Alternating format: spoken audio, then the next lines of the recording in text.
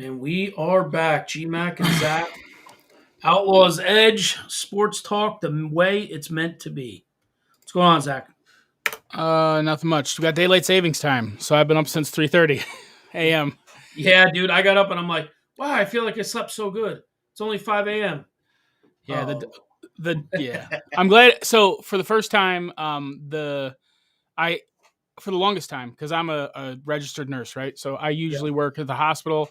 I work overnights, and I dread daylight savings time Did you get the because it's extra like hour? you have to work an extra hour. It sucks.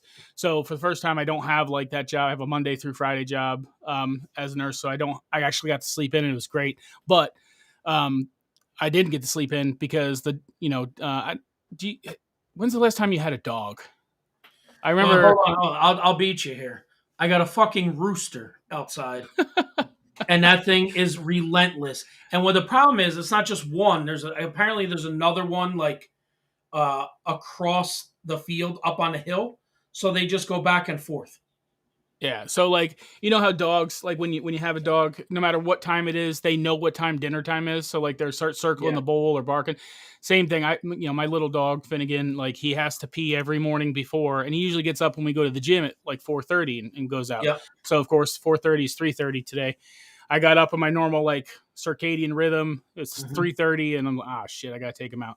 But it is what it is. So I've been up since 3:30. I fell back asleep for like an hour, but um, I did not get a chance to watch the complete game last night for the final game of the World Series, but the Astros won.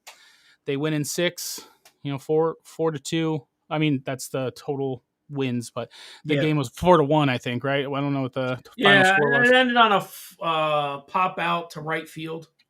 Yeah. You know, I I vehemently despise the Astros forever. I never really liked them. I can't stand Altuve, but I do. I'm okay with this one, and we talked a little bit in the pre-show. I'm okay with this one because I like Dusty Baker. Dusty Baker finally got a championship as a manager. He's had one as a player. Um, Yep. he's a great coach, and the other silver lining to that is that Jose Pena kid, their shortstop, who is a rookie this year, got a Gold Glove. He had a phenomenal playoffs, phenomenal series, and I hope he gets traded to a different team because I think he's going to be very good throughout his career if he stays healthy. He's got some talent, and he's like a really skilled player. So, hats off to them. Philly had a tough go of it. They did win too. I mean, if you look at it, they were the Dude, they lowest fired their seed. manager at like the quarter pole or something. Yeah, and they were the lowest seed, and they made it all the way to the World Series, and they were going to be like the Cinderella story. Um, you know, it is what it is. I wanted Philly to win for the team. I can't stand Philly. We've had numerous times where we talked about Philly fans. I can't stand Philly fans. So if they won, whatever. But Kyle Schwarber, Real Muto, that catcher's phenomenal. I talked to my dad this week about Gold Gloves because Yep. Yankees Camino had got one. Trevino and LeMahieu. Yep. LeMahieu was a utility player and Trevino as the catcher. And I was thinking, like, no slight to Trevino. And they do Gold Gloves NL and AL, right? You get Yeah. league. Yep. It's not the whole league. It's Not division, the whole league. It's right? yeah. Well, So this isn't a slight on not all Major Trevino, League Baseball. It's separated by league. right? It's not a slight on Trevino. I was just thinking of what it takes to be a Gold Glover. Like we have, especially from the catcher position, because there's different things that come into it, right? Like errors Yeah. come into it, how many games you play. But I don't know if they put into the catcher like how many putouts you have, like throw out to second, throw out to third, or whatever. Yeah, Pick up. maybe. I don't know if that plays, but Trevino won. Good to him. Hats off to him. I like him as a catcher. I like him more than Higashioka, but he didn't play every game. And No. you have so like he has less opportunities to make errors because Higashioka shared time with him. And you look at somebody like Real Muto in Philly, that dude played. They said the stat they threw out, and I don't know if playoffs count as well because they played throughout the entire series. Yeah. He played like 235 more innings than any catcher in baseball this year. So that's a lot more opportunities to fuck up. Like Yeah. I think there's a minimal though, Zach. Like you can't win the batting title without 500 at bat, whatever the number is, Yeah, right? yeah, So yeah. there's probably based on so many opportunities. Mhm. No, I There's get it. probably a I minimum get it. amount of chances, so to speak. But I like that dude. I didn't know who he was. I don't follow National League at all. But when the playoffs come in, I watch whatever I can. Right? I liked the National League way more than the American League playoffs this year, just to watch for baseball. But as a Yankee fan, like the Guardian series sucked. It was like back and forth, heart wrenching, and then the sweep by the Astros. The American League I just wasn't into, but I found a lot of enjoyment in watching the National League. The What's story of the funny is Phillies. we're Yankee fans, but the way we grew up and the style of baseball we like is more National League oriented. Yeah, and now the National League has a designated hitter, so that kind of changes the game too. Like I don't know how I feel. It's kind of fresh. I really kind of liked the pitcher hitting, because that's how I grew up. Like Well, in the especially National if League. some pitchers could actually hit, man. Yeah, You know, yeah, yeah. like So Bumgarner was a good hitter, right? Dwight Gooden back in the day. So it wasn't like you were just losing, an at bat. And but some it pitchers were really good bunters. and it came into play like in the series. Like it mattered who had the 4 games, who had Right, right. the most games at home, because that's a one less game where the American League had a DH if the National League won. So it really changes how the game plays. But as with everything in life, things change as they go on. Rules get added, rules get taken away. So you got to adapt, and the game progresses and moves on. So One we're gonna. good thing I'm glad of when you said rules is that the fucking shift is officially done. Yep, shift's done. And are they no more Ghost Man on second in extra innings? Are they doing that too? That I didn't read that, I but I thought know that the was the shift is done starting next year. I thought that was the plan. If it doesn't go through, whatever. They didn't have it in the playoffs, and that's great. You don't want to shorten the playoff games, but national or in the regular season, I don't hate it so much because there's so many games. You don't want to play 20 inning games all the time. But I was never a fan of that. So the other thing I think that they're really working on, and they're doing it in the AAA system, is the automated umpire. That we're probably going to see in the next couple years in the major leagues. I don't like that. I think that's a human thing that should stay. That I one umpire just had a perfect game too, in like game three Yeah, of the World did I Series. share that picture with you where Yeah, he had 100% of all the strike calls, and that's yeah, cool. I like replay for somebody sliding in the tag, or getting to first base, bang bang kind of yeah, play. yeah. Those are cool. But as far as balls and strikes, let the umpires do it. Let the strike zone be the umpire strike zone. They go through their schooling and stuff. There are times when it sucks though. Angel Hernandez, Joe Oh yeah. West, they're But here's the terrible. thing. But here's the thing. Like, even when you play little league baseball, right? Mhm. If they call it the same way for both teams, it doesn't matter. If Yeah, the guy's got a high strike and he calls it on you and on the other team, it's yeah. a high strike. That's just the way it is. That's been known. Like, Mhm. hey, this guy has a high strike zone. Don't let anything go that's up near the letters. Or, this guy, he likes the outside. You're not going to get any pitches on the inside part of the plate. Like, that was like part of the game. It was the gamesmanship. Now, if you're waiting to see on a video board if it's a strike or not, how the fuck do you react to that? Yeah. And the other thing with the strike zone too is, I don't know. I mean, I grew up as a catcher, and then after I finished my baseball career, high school and stuff, I did a lot of little league umpiring. So like I umpired, I caught, I know the strike zone very well. Okay. Yeah. And one of the kind of rules that I remember growing up, and it was kind of an unwritten rule, I guess, is with 2 strikes, the strike zone expands a little bit. So, with Right. two You strikes, you got to protect. protect the plate. So, it goes a little bit wider, not necessarily up and down, but I thought of it as like outside the corner of the plate was a little bit expanded. So, Right. Like half a baseball to mhm. the edges. Yeah. So that was kind of like the unwritten rule. I don't really love the AI or the computer calling the strikes, but I do like it to do that umpire scorecard. And what I Yeah. think, so if you Yeah. give them a report card, right, and they do that with every game, imagine if you have an umpire who's just really shitty, like just terrible. They give these report cards out. If you are in the 70 percentile, you should be put on some sort of probation. Imagine if they send them back to the minors. or you don't ump the plate for a little while. You got to go in the field. Yeah. Like you can't do the Yeah. plate, Angel Hernandez. You get in the field. You go do third or fourth or first base because fourth base is home. Yeah. But yeah, I like it for that because I mean that was really cool. Like being able to see because not only do they say like what is their percentage of balls and strikes, they show the impact of missed calls. So it's like Right. he's 100% of his balls and strikes, but if you're like say 95%, one of the balls you missed actually ended up in that runner being walked, which ended up being an earned run because the next batter came up and scored him, right? Right. Whereas Yeah. if you had called it a strike three, the game changes. So I really like it for that aspect. I don't think they should use it completely to like every single pitch, but I see it like in the AAA.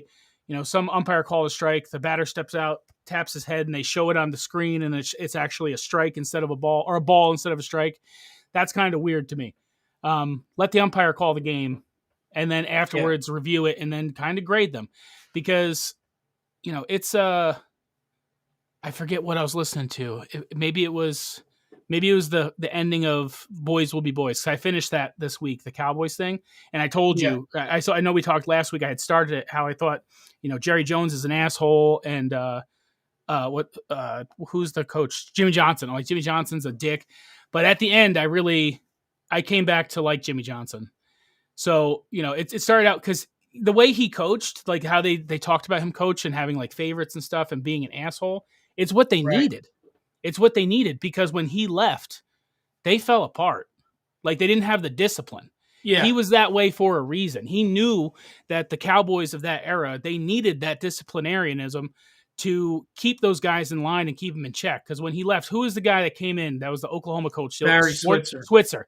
Yeah. Switzer, I kind of liked him. Like in the book, I liked how they described him because he's like, I'm going to keep the same coaching staff. I'm going to let them do it, and I'll take the brunt of it. He had a really like rough past with college football and being in trouble and getting Oklahoma in trouble or wherever he was coaching. But the team needed Jimmy Johnson. They needed him to keep it together. Well, yeah, and Aikman says the accountability factor. Like there was after he left, it was like he left a bunch of teenagers to throw a party, and somebody had to be the responsible one. And a lot of that fell on Aikman at that time. But one of the coolest stories I've ever heard of Barry Switzer. Do you watch the 30 for 30s on ESPN? All the time. Did you see the oh man, the Bosworth, the Boz? Yeah. Brian Bosworth.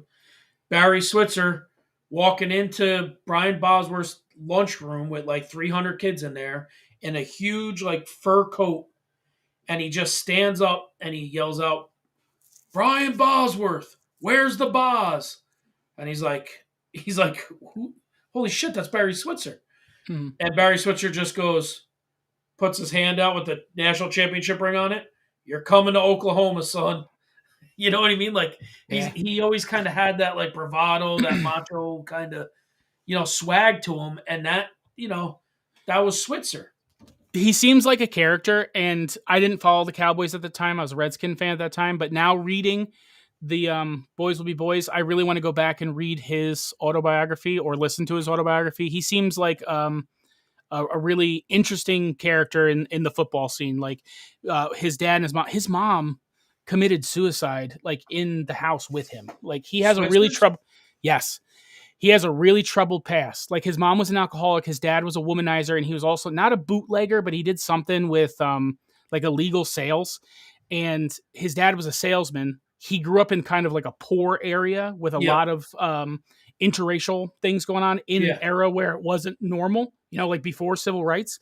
Right. So one of his big key things that he brought to the table was he knew how to talk to urban black families because his dad had the bravado and the sweet talk of the salesman, but he also wasn't just like the typical hokey white guy. He knew how to recruit. He knew how to recruit black players and talk to families because he's from that. Switzer or Jimmy Johnson? Switzer. I'm talking about Switzer. Well, what's funny is, so here's the thing is, they're kind of the same guy in a way in this aspect. Jimmy Johnson, if you watch like the U, another 30 for 30, they talk about how Jimmy Johnson was the first black head coach of Miami University because he had that ability to go in and talk to the families and make them want to come play for him. and just he like did. Switzer did. So they were the same guy, but their styles were a little different. You know what I mean? Yes.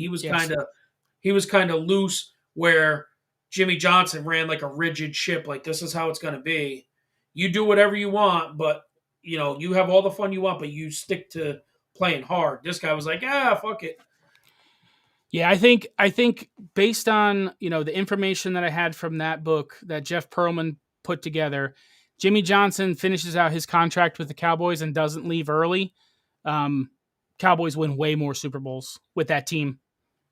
I think they win way more. They at least probably get one more for sure, because the year they lost in the middle of San Francisco, that was a fucking they were out coached. They were losing 21-0 after like 7 minutes. Yeah. But the other take And then home they from came that, all the way back too. the other take home from that I had no idea about, because this is like 1990s, right?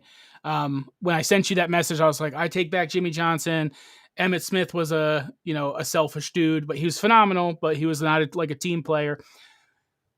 Skip Bayless, I didn't know who he was before he's who he is now, is a piece of shit. If he came up today, he's canceled.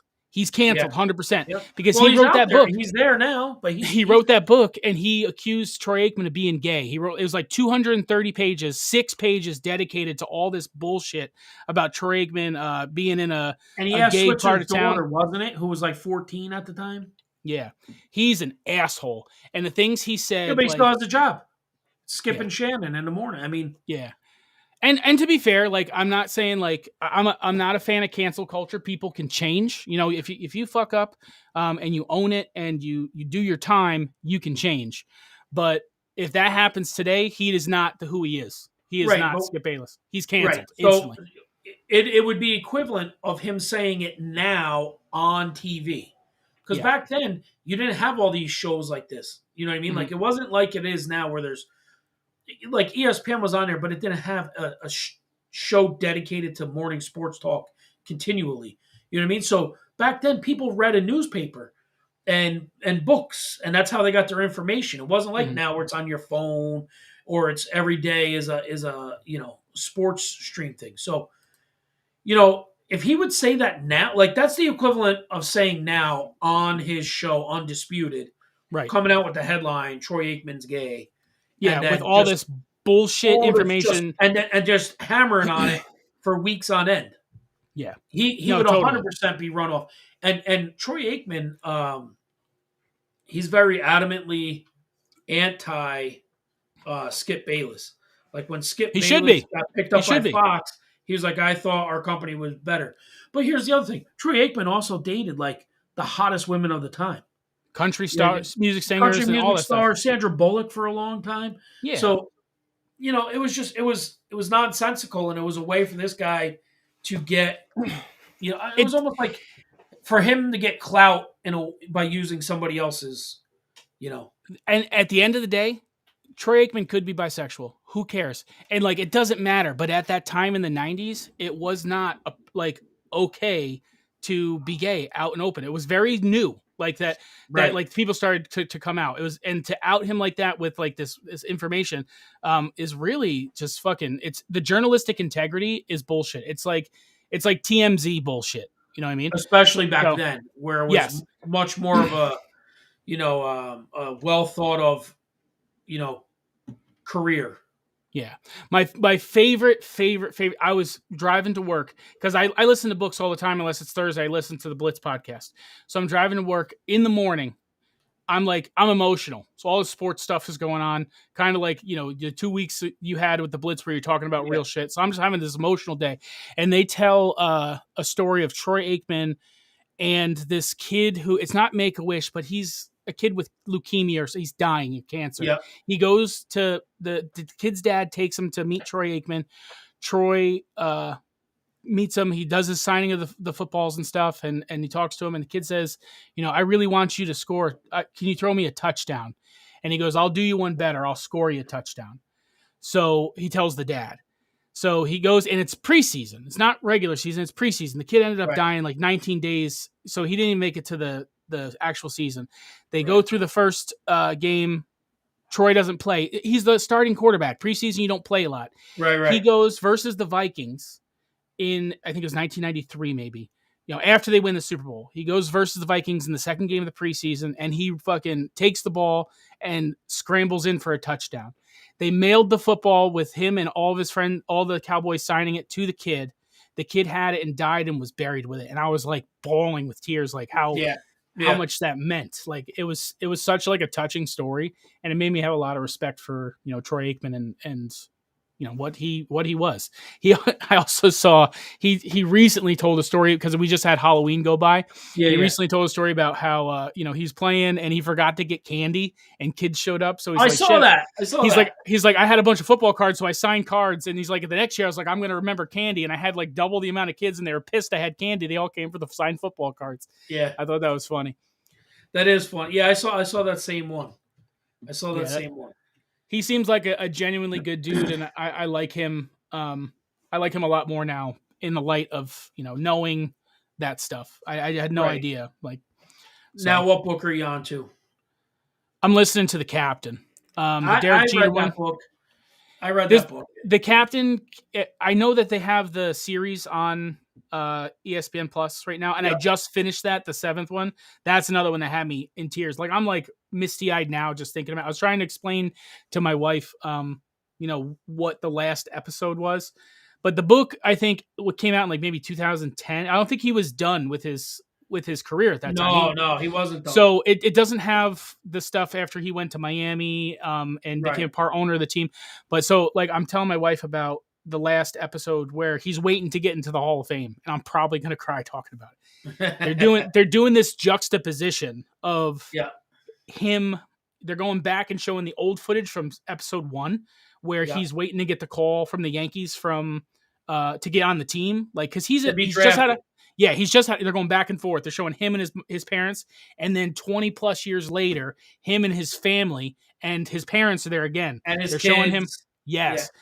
Picking up the phone, and it's like, oh my God, that's such good storytelling. And like his career is just epic. And I hate that, like, when he played, I didn't see this. I always liked more different players than him. I respected him. I never said he was overrated. He just was never my favorite player. He was always he's the championship kid. He's been on all the, he's been on the dynasty team.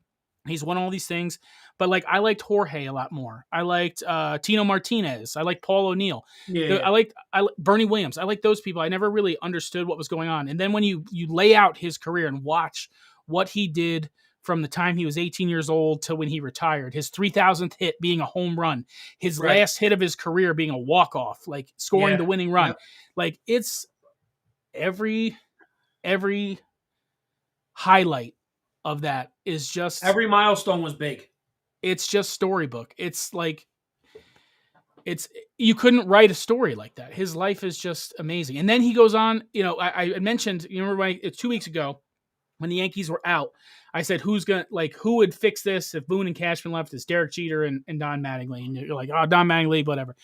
But I didn't realize Don Mattingly was coaching the Marlins. Like, he was with Jeter when when they went to do the Marlins thing. But the things he did after the fact, he really accepted the fact that he's black. I don't want to say he accepted. He always was black and white. His mom's white, his dad's black. But when he was playing, people were like, Derek Jeter's colorless. Like, they don't see him as a black player.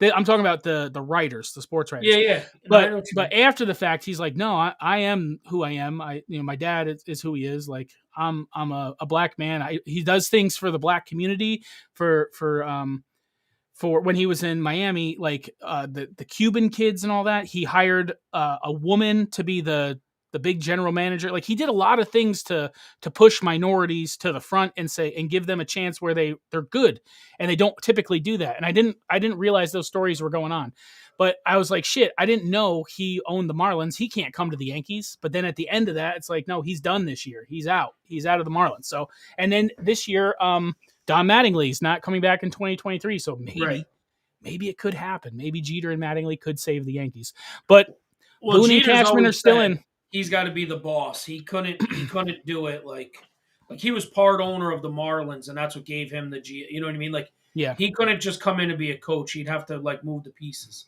Yeah, and people like they were so pissed at him because he got rid of Giancarlo Stanton, sent him to the Yankees. All their stars, he ripped it, and he's like, "Listen, the Marlins, they did this when they won. They won, the World Series. They sold the team. Like they won the World Series, they sold the team. Like you guys are losing. You're in debt. Let's get rid of that and build a farm system." He had a plan there, and they didn't go through with it. They weren't Well, no, following his that's why he plan. ended up leaving, is because Yes, they started yes. to they acquired all this talent and all this. They were building up the pool, and then they started piecing it out. And he's like, "Yeah, this isn't what we agreed to here." Yeah. Yep. So like that's why he's out, and I'm like, well, maybe he can come to the Yankees and save it. But last week, Boone and Cashman still in. They're not leaving. So Yeah. So they you mentioned something about them having interviews. What happened? yeah. So they interviewed Boone and Cashman. They're both still have their jobs for next year. Boone talks about, and I'm kind of nervous. He talks about how much he really loves Donaldson. Like he's better than he showed, and blah blah. They're putting a lot of stock in him, and I'm like, I don't like this guy. I don't know why we're like defending him. But they're in, and I don't think next year is going to be good. I really don't. There's talks of trading Gleyber Torres. There's talks of trading the people you want to stay and be there. They do mention that they want Aaron Judge to end his career as a Yankee. They want to keep Aaron Judge. I'm on board with that. I'm cool with that. I think that he should be there. If you can work out a deal, him and Pinstripes is good. He's good. He had a shitty playoff, right? Yeah. I talk I shit like about. Bader in center. I do like Bader too, but to get rid of Glaber and keep Donaldson, that's not good.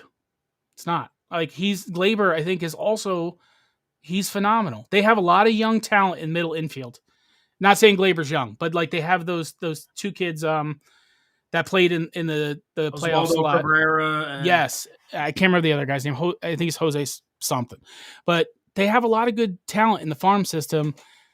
I hope that they can cultivate that and come up and build a team like that and rebuild and not focus on all these people they're acquiring. I do like Bader though. I hope he stays because he had a phenomenal playoff. I didn't know who he was until the playoffs. I had no idea, and I'm like, who is this guy? And he was phenomenal. I hope he stays because I like the way he plays. I like his style. You just alluded to watching the captain. You watched how those series went and how they were meant. And then Jeter in that series that you're talking about said a very telling line about the Yankees when he was going through his contract. Mm-hmm. And he said they put the price of home runs ahead of the price of winning when they went after Giambi and A-Rod. Mm-hmm. Like they had no problem paying them guys off the chart money, but God forbid you pay a winner, that's been here forever. And that's kind of been the mentality. And since those contracts, the Yankees haven't been, that dominant run kind of went by the wayside. One of my favorite stories from the captain, and it's kind of like a quick note, a quick sweep under the rug. It's just in passing that really makes me also respect Derek Jeter as the captain. Is David Wells? There's a brief bit in like episode 4 or 5. Yes. David Wells getting pissed off at an outfielder and like unbuttoning his shirt and yelling, and Jeter just being like, "We don't do that shit here." Just briefly, we don't do that, Right. and then moving on. And it's like that is what you need to do to be a champion. You can't blow the fuck up, point your fingers all the time. Right. Get your shit together. It's one play, move on. And like that made me have a lot of respect for him. And really think about how I handle shit. Like as a boss or as somebody like that. While I like that, right? I think the Yankees have gotten too tight over the years where it took Nick Swisher coming around with the pies in the face in 2009 to loosen them up a little bit because you still have to have character. Yeah, like Paul O'Neill would kick the fucking water cooler and hit it with a bat, beat it with a bat. Yeah, right. I'm cool with that. But what I'm saying is, for a while though, they got too buttoned up. Like they were too, you still have to have emotion. But you don't show up your teammates, which was cool when Jeter made that. Yeah, I thought that was very, very good to see. That like it was cool. But yeah, what the Yankees have in store, everybody's going to keep talking about the Yankees throughout the offseason, what moves they're going to make. The fact that they're keeping both Boone and Cashman and just riding, it is what it is. Hal Steinbrenner, whatever, it's his money. But yeah. All right. So I told you off the air, I said I had a little segment I wanted to touch on with you. It's just kind of picking your brain about it. We live in a time where everything's at your fingertips, a cell phone, a TV, newspaper, whatever, but you have all this access to, sports people and this stuff. Now, if you didn't have TV and, radio and this, behind the scenes access, what are some of the biggest folk heroes / legends in sports? Like, who would you say are some of the biggest, like, folk hero type people in sports? currently, or No, like just, kind of through our lifetime that like we've seen on TV or we've gotten to see, a little bit deeper behind the scenes, like Derek Jeter, right? That's obviously like a folk legend. But like when I wrote this question, it was basically I was thinking of Bo Jackson. okay, Like if you never saw this guy play and you've only heard stories, right? He is legitimately like a Paul Bunyan, like a whatever. You're talking about a guy who when he strikes out and the bat fails him, it's not worthy of him anymore, and he just breaks it over his smashes the knee. bat over his leg or breaks it over his head, like because it's not worthy of his godlike ability. Right. And not only does he do that, he throws a guy out from the wall to home plate with no hop. Look at the Nolan Ryan story, right? People don't the Mookie Wilson, Bill Buckner, like we talked about that. Like that wasn't the final game of the World Series. That was Game 6, right? So the way that people tell it, it's like, oh, they won the World Series because of this. It's not because of that. They were tied. Like somebody came in, like that's something in history. Yep. Yeah. So, but to be fair, prior to that, Mookie fouled like 10 pitches, allowing the pass ball to go. So Mookie's still, up there. But people remember it was Bo Jackson who ended up. Remember the picture of Nolan Ryan with his nose bleeding, pitching the ball. Bo Jackson did that. They say Bo Jackson rocked the ball off Nolan Ryan and his nose was bleeding. It was a dribbler that bounced and hit him. But because Bo was so like iconic and big, people remember it differently. That like, oh, he hit a fucking line drive off Nolan Ryan's nose. It was just a little dribbler that Nolan Ryan missed and clipped his nose, and your face bleeds. So yeah, he was iconic like that. I don't know as far as because we do have TV. Before you move on to your guy though, the other part of the Bo Jackson part I would add is not only does he break bats over his head and leap up in the wall, like hit a home run the first pitch of the All-Star game, rob home runs by like half his body over the wall, ran up the wall. Do you remember that one where he ran up the wall, throws a guy out from the fence? But then he goes and puts football pads on, and he's an all-pro, and he runs over one of the biggest linebackers there ever was. Like one of the biggest hype deals. He ran over Boz on the goal line. You know what I mean? Yeah. It's these things. Like you could write a book about him, and it's just got all this lore and legend to it. Right. That's tough. So like the first person that came to mind, and it's not who, I would typically think, Randy Johnson. Randy Johnson. Yeah. The man throws so hard. He's as tall as a tree. He's Paul Bunyan-esque. He's huge. Right. And throws so hard he made a bird explode. Like, disappeared. Yeah. Yeah. Like I think people like hearing that, telling that story, like that's pretty impressive. And like, I saw, I don't know if it's on 30 for 30 or whatever, somebody talking about seeing Randy Johnson it was some obscure hitter who took a selfie. He was like a nobody that I remember. He says Randy Johnson tipped his pitches all the time, and he showed him. He's like, Randy, with his glove. He's like, his slider was like this, his fastball was like this. So like you knew what was coming, but still, that him making the bird fucking explode. But as far as do you know what Randy Johnson does now? He takes pictures. He's a photographer. He's a photographer for the NFL. He's a photographer, and he's just a really cool dude. So, Did not to not jump do well in New York. not to jump off this segment, but he's a big fan of music too. I know that you guys had talked about Coheed before, right? You're talking about Yeah. Josh and stuff. I'm a huge Coheed fan. And if anybody likes Coheed, Monday morning they're announcing something big, which is probably going to be their second cruise. I went on their first cruise. It's Yeah. fucking awesome, music cruise. So if you're a fan of music and you New York, they're a New York band, Josh Shepard, Claudio Sanchez and Travis Stever and all those guys.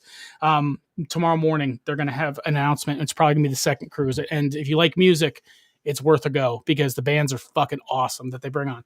But anyway, so he's also a big fan of music, and Josh Eppert is a huge Mets fan. Like the Mets acknowledge him. He's always going to games. Like he's part of the 7 line or something like that, right? I think so. But Randy Johnson actually talks to them. Like he's just like, cool. He seems like a cool dude. He seems like a really cool guy. A normal guy that could throw lightning bolts and disintegrate birds. Another guy I had in mind from sports. Now, obviously, it was meant to be that way. Knowing that, but it was probably huge during your time when you were young, was Hulk Hogan slamming Andre the Giant. Mm-hmm. That was a David versus Goliath, a guy that hadn't lost in 25 years. And here is, the Hollywood, blonde hair, blah, blah, blah. And he comes out and he slams this big bad giant where nobody could ever pick him up. And he lifted him to the heavens and threw him down. You know what I mean? Like, that would be something of legend. I can rattle off a bunch, and they're known because we do have sports writers and people to talk about. But if you go from old times to now, just jumping off the Bo Jackson, not many people can play 2 professional sports, let alone 1, and be successful. Right.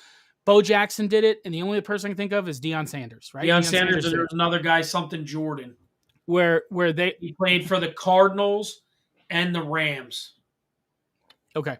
But same time frame as Deion. Deion was, a phenomenal football player, okay baseball player, right? Bo was good at both. But he's another one who's he's this multi-sport legend. Deion really had a weird transition in his football career. He found God and became super religious and kind of really changed the culture in the locker room and stuff. And now he's coaching college football, but he's another person who is who he is on the field versus off the field is completely different. Right. When you step across that line, he's prime time. He's the show. But when you come off, he seemed like an okay guy. So he's one of them. But if you go back and you're thinking of legend, you got Babe Ruth. Babe Ruth calling his shot, right? Being this phenomenal pitcher, hitter, Mickey Mantle. But football, Dick Butkus and Lawrence Taylor. Lawrence Taylor, telling the story of Joe Theismann breaking his fucking femur. That's, insane, unheard of. A dude coming and just sacking the quarterback and exploding his leg. He was so dominant. That's kind of what I'm saying, though, is right? So we watch these things on television play out, right? Mm-hmm. But before there was a TV and before there was a chance for you to see it with your own eyes, you had to tell it as a story, right? Mm-hmm. So that's what kind of provoked this line of thought. Who would you write about today, or what moments would you write about that they were these folklore legends, right? And you're not wrong. You're not wrong, right? Lawrence Taylor was so, so dominant and so fast and so strong. He snapped the quarterback's leg, or he was unblockable or whatever you have, right? Ray Lewis. Right. But Bo Jackson came to mind. Hulk Hogan doing the slam. You would sell it and the Giant, who had been never beaten, was slammed, raised to the heavens and dropped. These are ways you would tell these stories, Mm-hmm. And it's pretty crazy. The 1980 U.S. Olympic hockey team. Yep. A bunch of underachieving younger kids skate as one and take down the 16-year undefeated, multiple, 4-time consecutive Olympic champions from another part of the world. I mean, there's reasons why people latch on to certain teams and people and movies and stuff are made. you know, you, one of the best sports movies I've ever seen that's true story is Brian's Song. Right. You know, that's he's not a no name player, but he's playing with Gale Sayers. Like this is just some guy like who's Yeah. going through the medical adversity, but also like think about they just had the movie come out about Kurt Warner. Kurt Warner is a guy working Yeah. at a grocery store bagging groceries who comes to win the fucking Super Bowl. You know, Right. that's a I'm an everyman, and now like I'm gonna man the helm of the team and drive them to the Super Bowl, and his life completely turned around. What he accomplished is really amazing, but it's not like Bo Jackson. It's not one of those things where it's like legend. Yeah. It's a Yeah. very cool story though, but there's a reason why some of these things, and it speaks to the history of storytelling and stuff like that, what people want to hear. They want to hear the underdog story. They want to hear the hero's journey. It's good storytelling. And my favorite right now, and it's just maybe just because I'm reading it, is Derek Jeter. Because in the moment, I did not see any of this happen. His career was so long. Like it's unheard of for people to play that long and be good for that long. Like it Right. happens. Like Pujols will probably go down. Like they'll go and look at Albert Pujols, but he's played for a long time. The longevity and the things that happened, the milestones of his career, just like if you look at it in now, not while it's going on, it didn't look like David versus Goliath or all these like he was doing these Herculean tasks, but put it all together and it's phenomenal. It is what it is. Right. The other, one of the things that I've also I really want to get into is Thurman Munson. Yeah. Thurman Munson died too soon, right? He died landing his plane like in a whatever. It wasn't like but he's not in the fucking Hall of Fame. I did not know that he's not in the Yeah. Hall of Fame. If you look at his stats and the time he played, he's eligible. He played long enough.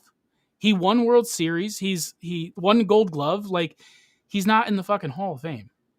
And Right. that like really it's crazy. If he had time to play longer, Roberto Clemente, if they had Yeah. more time, people taken too soon are another thing that I think I'm trying to think if there's any current ones. Is there anybody recently? Like who's the football player who died in was it in Afghanistan or Oh, Iraq? Pat Tillman. Pat Tillman. People talk about Pat Tillman. That's a hero right there. Like Yeah. not even just on the field. Like his life story is amazing to tell. Right. But Like his story could be something like a Knight's Tale almost. You know what I mean? Like if you transcended the time from where it was. He was a gladiator, right? And then he went off to fight or like a Roman warrior. You know what I yeah, mean? Like he fought in he fought in the Colosseum. He was a gladiator, and then he went off to fight in the wars, and he perished in a war. You know what I mean? So yeah, that would be a legendary tale to tell, or to tell in that faction. That manner. So yeah, that's what I'm saying is like some of these things, and how you arrive to these things. Like it had to start somewhere, right? We just happen to see them. Like we're in an era of the world where we saw a lot of this because it was made available to us via television or what have you. yeah, yeah. Yeah. Crazy. There's so much like it's weird. And I wanted to ask you this, and I don't know why this came up. This is thinking about real life. You and I, everybody. Yeah. Why is it this might not even sports related, but if you think of living your life in the public eye and all these people who play professional sports, they get to grow up and play a game and get paid lots of money. Why is it that everybody knows how much Aaron Judge makes or whoever? Because they're professional sports, their contracts are known to everybody. Why is it okay to know what these people make money, but when you work at a job, it's not okay? It's not okay to ask somebody what they make. Yeah, where did that rule come into play? I think that's really important as like, and this is not like to talk about to be a worker or whatever versus the company, but if you know that you're worth more than your people you work next to, but you can't and they make more money than you. You can't know that. How can you bargain to be paid what you're worth? Right. No, I get. I understand. It, See, I don't talk about what I do, but I'm in a contract. I have a contract. I have a union job that's a contract. So Mhm. ours is known. Do you know what I mean? And it's based on seniority. It's not like Yeah, where you can find your worth versus the person next to you. You know what I mean? Like I yeah, don't have that. I'm not in that world. I'm contractually yeah, set. You know what I mean? But yeah, it's funny. Like depending on the job. Well, that's it. That's probably what it is, Zach. Dependent upon the job you do, it's whether you're paid, right? yeah. I mean, because technically, with what you do, what a police officer does, you're a public servant. The public kind of they can find out. Firefighters, They can whatever. find out. Yeah, they can find out what you wake. And I work in a School private teachers. sector, Yeah. but I recently, just I don't want to call it a promotion or anything. I just took a different job in my organization to be the manager. And like Yeah. I was in negotiation with salary, and I was like trying to find out if it's really worth it. Like, and it's so hard to find out what the previous person made. You have to go to the internet and find out what the average in your state makes versus the average nationally, and then use that. It's just a weird thing. I Yeah. think it It's a should be. weird. I think Yeah. it should be open. There's so many things where like, and then like in where it's public, and pro sports is it. Like you can know what somebody makes. You know what a fighter makes, what the fighter's purse is. But when you're Well, a there's a lot of normal, pressure on that, right? On that end, because if you're Aaron Judge and you're making 50 million a year now, right, you got to people expect you produce. to play at this. Yeah. You got to produce. You got to be worth. You got to prove that you're worth what you're being paid. And I think that should happen everywhere. Right. So yeah, and you can go wherever you want with the content here, but the reality being, if you took A Rod's 10-year, $250 million deal, was it worth it? Only the Yankees could really answer that because how much merchandise did you sell? How much money did you make off of that player still being there? How about when he went for a home run chase? It only got you one World Series. Now, granted, you win a World Series in a city of X amount of people. Mm-hmm. Um, it's if you win, that's going to generate X amount of millions of dollars. So, he got paid 25 million for that year. Did it generate 25 millions of dollars over the season? Probably. Probably well more than that. Yeah. But is it worth it to pay $250 million to win one World Series? I don't know. Yeah. It's weird. It's weird that stuff. It's just odd to me. But yeah, I had a really long week trying to negotiate this and find out what I'm worth, and like listening to all these things and looking at what the moves that Yankees are making and the trades and stuff that happen, how much Right. these people are worth, and then it's just so odd to kind of like try and value yourself. It's odd. Right. How do you set the value of what you should be being paid versus the Yeah, market? yeah. Yeah, I get it. But anyway, you wanna touch on college real quick? Yeah, there was a couple big losses. Well, first was the Tennessee Georgia game, kind of Mhm. a letdown. Georgia wins. Tennessee really, really didn't play well at all yesterday. Did the Not rain at play all. a factor? Not until late because it didn't rain really until late. It was like the second half, right? Yeah, but the Why is first it? half it was like 27-6 or something in the first half. I want to ask this because I don't typically watch college. I bet on college, but I just look at the outcomes. I don't sit down and watch college. Why did that game take so long? I felt like the first half took as long as an NFL game. What is Oh, going on in easily, college? easily. Well, here's the thing: primetime game. Well, not primetime, but it was the biggest game of the weekend. 1 versus 3. Yeah. They had a review on a fumble that had to take 15 minutes. Yeah, it was long. I remember It was like long, like real long. And when you get stuff like that, it's crazy how. And they probably sold because they knew it was going to be the biggest game, the most watched game of the weekend. They probably sold extra long commercial breaks, because of the value.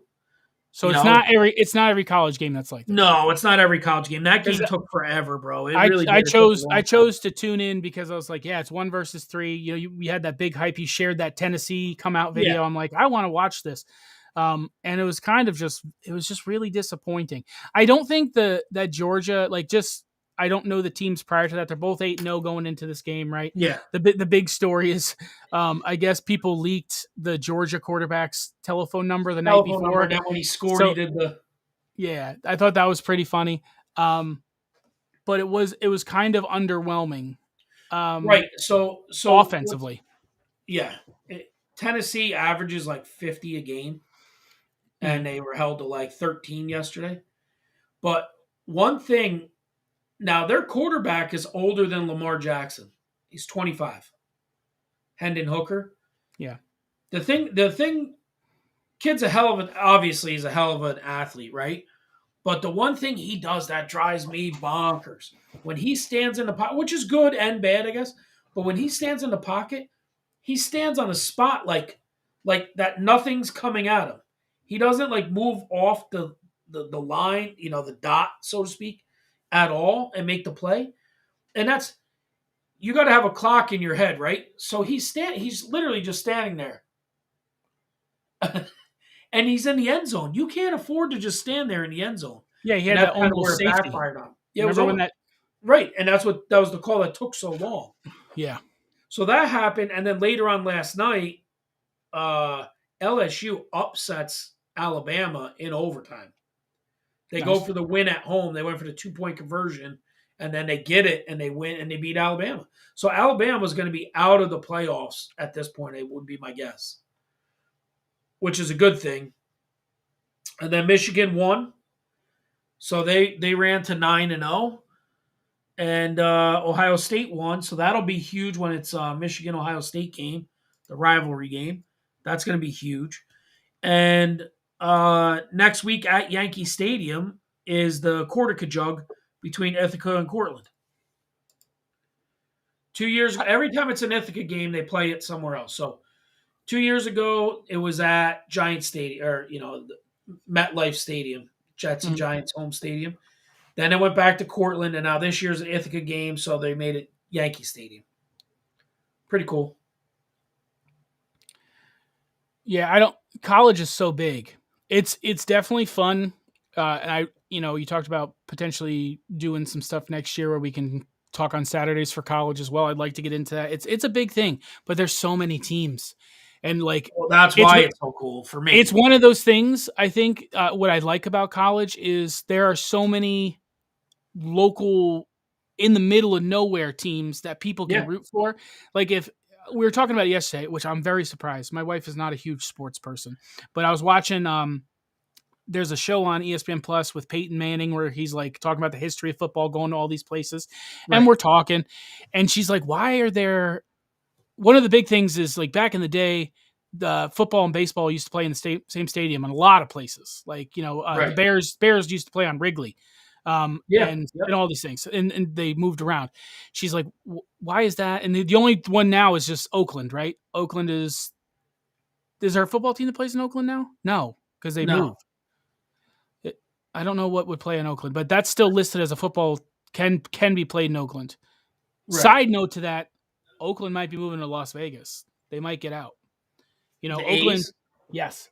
There was a report that came out this week that the commissioner of baseball is concerned that they might have to move the team because they have their capacity is like something like 46,000 and they average 9.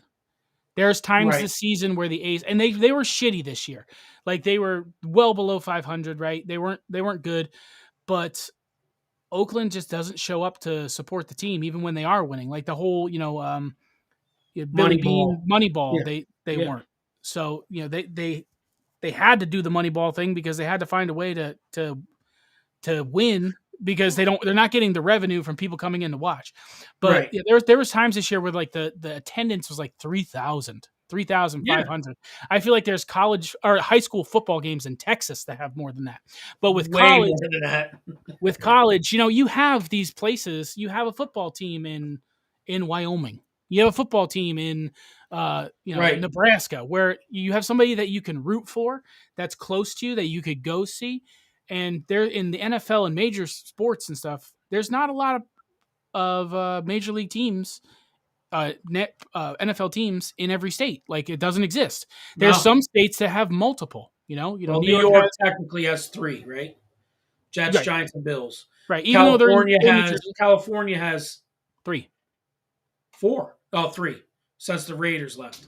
Yes, they have three. Chargers, Niners, and The, Rams. the the three states that have three are New York, even though East Rutherford, New Jersey has the Giants and the Jets, right? They're New still the New York, York Florida, team. and California. Yes, Florida's the other one. They have Tampa Bay, Miami, and who's the other one? Jacksonville. Jacksonville. Yep. So, which I mean, Jacksonville could go to London if London takes off. That'd be cool. But why doesn't Texas? Texas is a huge state. They just have the Texans and the Cowboys. Texas is big, but there's so many. If you live in the Midwest, it kind of sucks. Like it really sucks, especially like between the West and the Midwest, like the Dakotas, Wyoming. Population's low. People ain't going to go to see that kind of stuff. But it's who do you root for? If you're on the coast, you're cool. Yeah, yeah. Well, that's the weird thing, right? Like until the Titans, until the Oilers moved to Houston, from Houston to Tennessee. Mm-hmm. Tennessee, like if you go to Tennessee, the Volunteers, the Vols, the college team is way bigger than the Titans. Yeah. So I Even, think what I mean?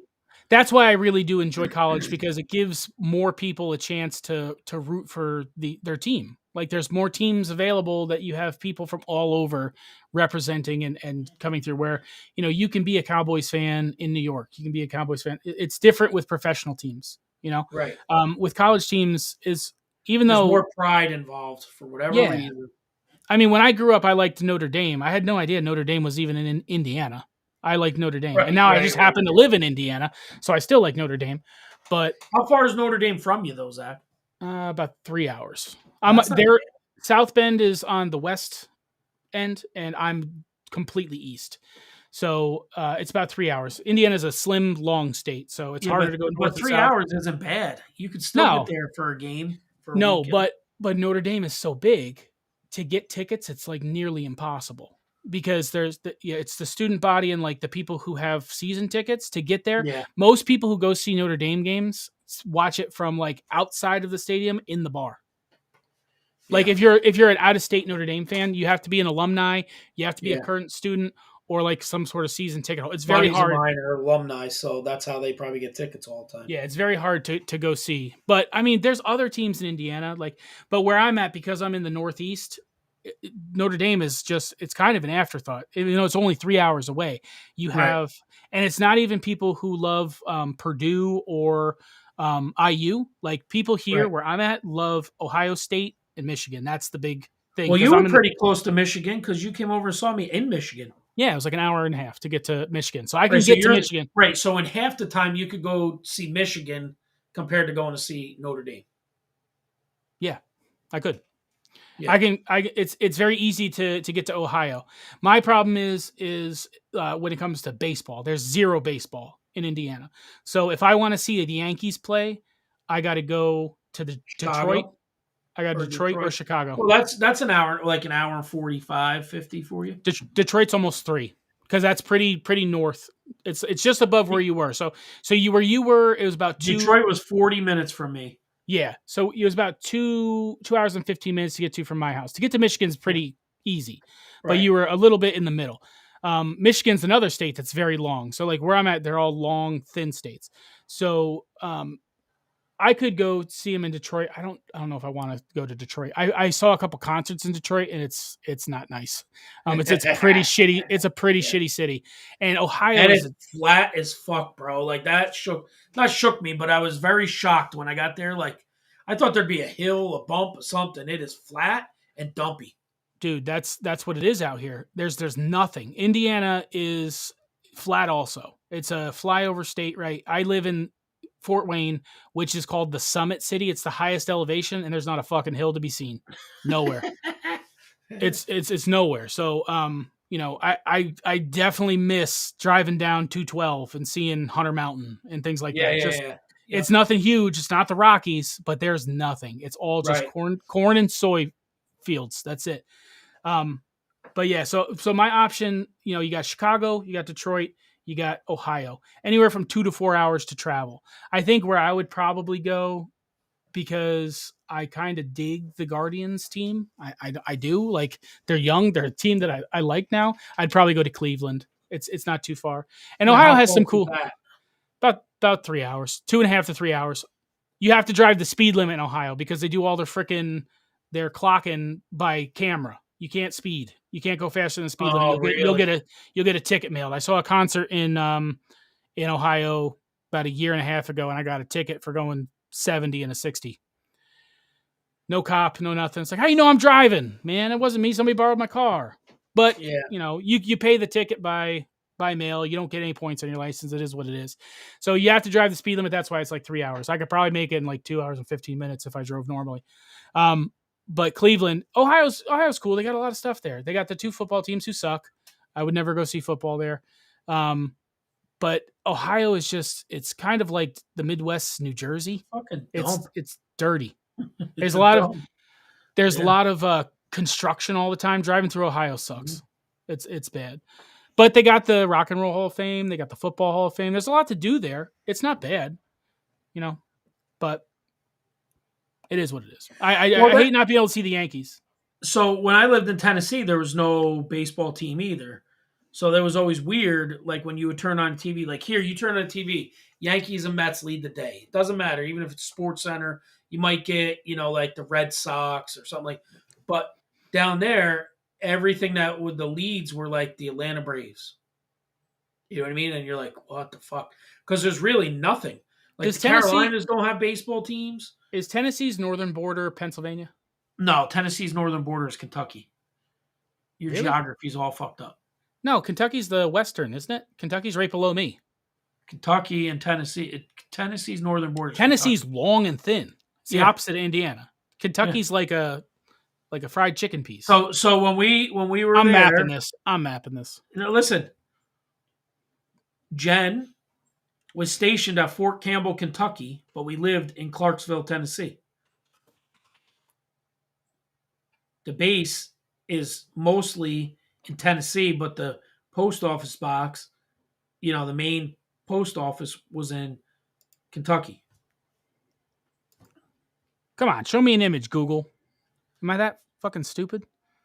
Oh, no, I'm an idiot. I'm thinking, you know what? I'm thinking Tennessee's where Virginia is. Yeah, no. Yeah, no, it makes sense. I thought Kentucky's the northern, and it's the entire. I thought Kentucky northern border. I thought Kentucky was shaped like Illinois. Yeah, no. How long has it been since I've looked at a fucking map? Social studies, give me a D+. Holy shit. Yeah, bro, your geography's way the fuck off. What I want to do, I want to see the Cowboys play in Wisconsin, because Green Bay's not that far to travel. Green Bay's like 4.5 hours, 5 hours. Yeah, they get their fucking boots smoked every time they go there. No, just don't fucking travel with my mother. Jesus Christ, she gotta pee every 5 minutes. No, she's the navigator. She's got it on her phone.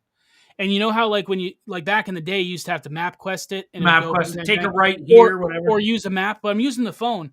She's looking ahead to the next one. So at the top of my phone, it's like travel 140 miles. But down here it has your next right.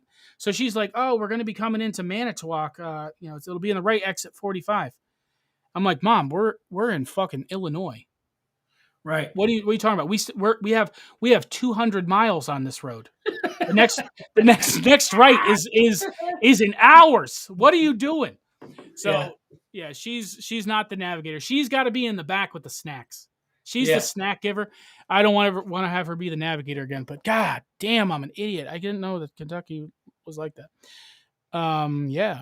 Yeah, Kentucky's south of me. I knew that. That's it. So you're living in a state now where it's not like you have options college wise, but you have nothing. You don't really have any besides the Pacers, right? You don't really Yeah. have That was really and the close. Colt. I mean, and the Colts, but you don't have like in New York. You have tons of options, right? You got the Mm. Knicks, the Nets, right? You got the Yankees, the Mets. You have the Bills and the Jets My and the team won't play the Colts. Giants, My team don't play the Colts, so I can't go Islanders, see. and the right. You got the Islanders and the Rangers. So you always have these options in New York where and then people wonder why certain sports areas fans are fucking nuts. Like Boston, they just have the Red Sox and the Patriots and the Bruins. You know what I mean? So Yeah, and the Celtics. yeah, but Wisconsin, it's not too far. Kind of just clip off Illinois. Yeah, It's only like 3 inches on the map. I mean, yeah. But that fuck should take like Kentucky. an hour and a half. It's 3 inches on the map. Yeah. Let's talk before we get into like today's games. Let's talk about the playoff picture because we're getting past halfway now, right? Way too early playoff picture. Yeah, we're in week We're at the 9. halfway point now, right? Just about. Yes, just passed. If it's 17 games, Right. week This is eight's week week eight's 9. halfway. So yeah. Yep. Yep. So currently, the way it works out is you have first seed gets a bye, AFC, NFC, right? Yep. Projected first seed on the AFC is Buffalo Bills. Yep. Projected first seed in the NFC is the Philadelphia Eagles. They're undefeated currently because they continue to have the easiest fucking schedule in the world. Yep. And did you watch the Thursday night game? The Texans For a were minute, I thought they were going to lose, right? they were putting it on them. It was 14-13 going into half, right? But Yeah. they ended up coming back and winning. But anyway, so they're the first seed. They're going to play in the first round. If things continue the way they are, they're projected to be the bye. You have in the 4th and 5th seed the Baltimore Ravens and the New York Jets. Now, I think the New York Jets are probably going to fall off. They can still have the playoffs, but they might be the 6th or the 7th seed. I like the Jets, but I don't see them being a playoff team. Highland and I had this conversation. Without Brees Hall, stomping the backfield, catching passes for 80 yards, they're going to have a tougher second half, right? So Ravens, Jets. Then the 3 and 6 is Kansas City, Chiefs, and Miami Dolphins. And the 2 and 7 is the Tennessee Titans and the Chargers. Currently, if you look at their what the divisions look like, if you look at these, we're in the AFC, right? So The AFC Championship game is going to be Kansas City and Buffalo. Let's just skip right to that. I don't see it being any other two teams. Yeah, Kansas City's in the bottom bracket, right? They're number 2 or 3. Yeah. They're not going to play one to the championship. I agree with you on that. Miami is playing very well, but they're not going to beat the Chiefs. Especially come playoff time. Do you trust Tua more than you trust Patrick Mahomes? And the answer is no. Or Josh Allen? No. Even the Chargers playing Kansas City, I don't think they win. No.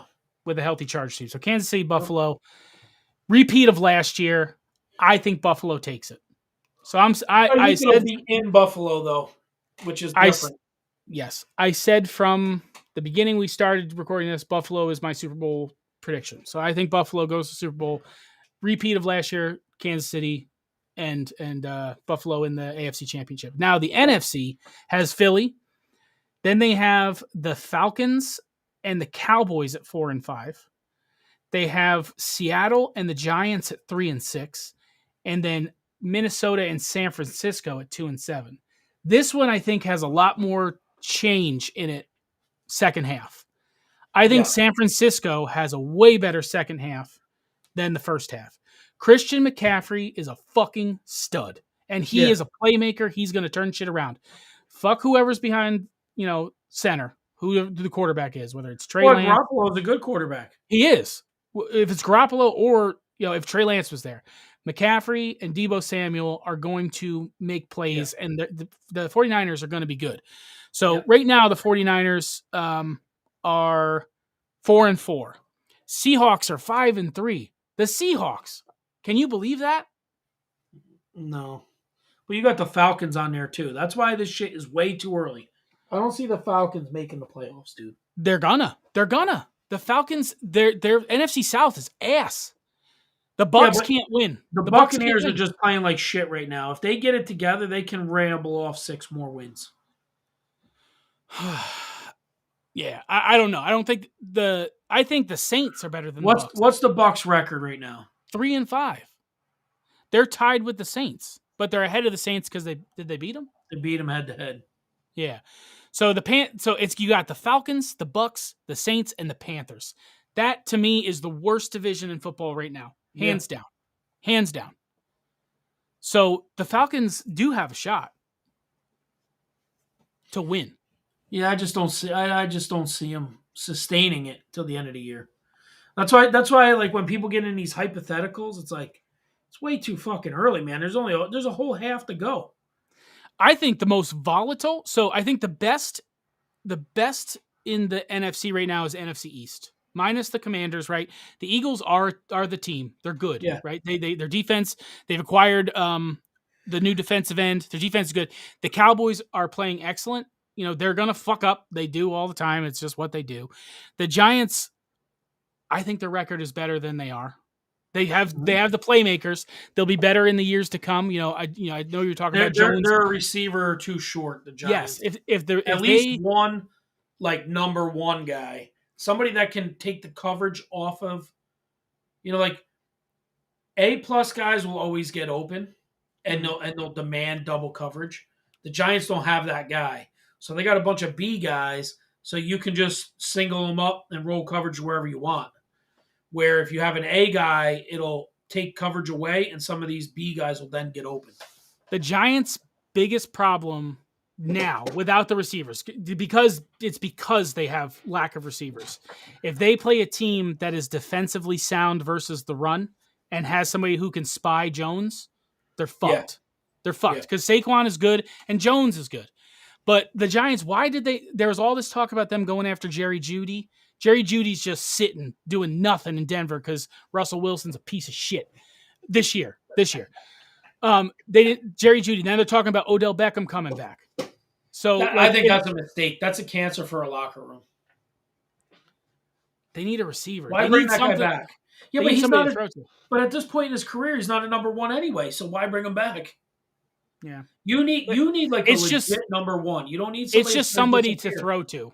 They need somebody to throw to. Well, and here's the other thing. If you're a Giants fan, how do you not get behind the Giants sign and bringing Daniel Jones back? No, he's a franchise quarterback. All day. You got to bring that kid back. Yes.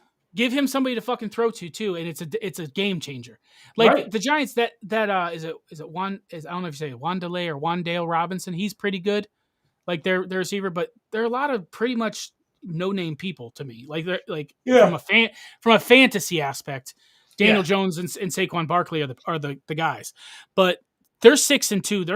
They're gonna drop off here. They play some good defenses. They're gonna drop off. But that's the strongest division to me in football right now. Yeah. Like as a division, there are better teams. I don't think the Eagles are the best team, but they're better. The most volatile that has the most chance for change is the NFC West. The Seahawks, the 49ers, the Rams, and the Cardinals. The Cardinals are only 3-5. The Cardinals' problem is behind center. They have talent. Yeah. D-Hop is awesome. They have good running backs. I think the 49ers win that division. Yes, I agree. The Chargers not Chargers. The Rams. What has happened to the fucking Rams? Is Matthew Stafford still injured? Like, is his elbow still like not 100%, and that's what's going on there? Maybe. Because I think what really hurts the Rams is Cam Akers not having a running back to set up Cooper Kupp. Like when it's just like, oh, what are you going to do? You going to throw the cup? You going to throw the cup this time? Third down? You going to throw the cup? You can't win like that. Well, they get a guy that was good before a devastating injury, and now he's after coming back from an injury, and what the fuck? Oh. You know what I mean? Like, I don't know. I don't. So I still think the 49ers will be.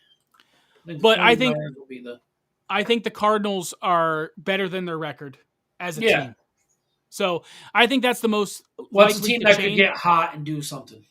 Yeah, I think that's the division that's most likely to change, especially with these predictions, the current South playoff is model as it is. terrible. East, you got what you got. The West, you might see. Yeah, I think that's going to be a battle right to the end of the year, like because all four teams could win that division. Yeah.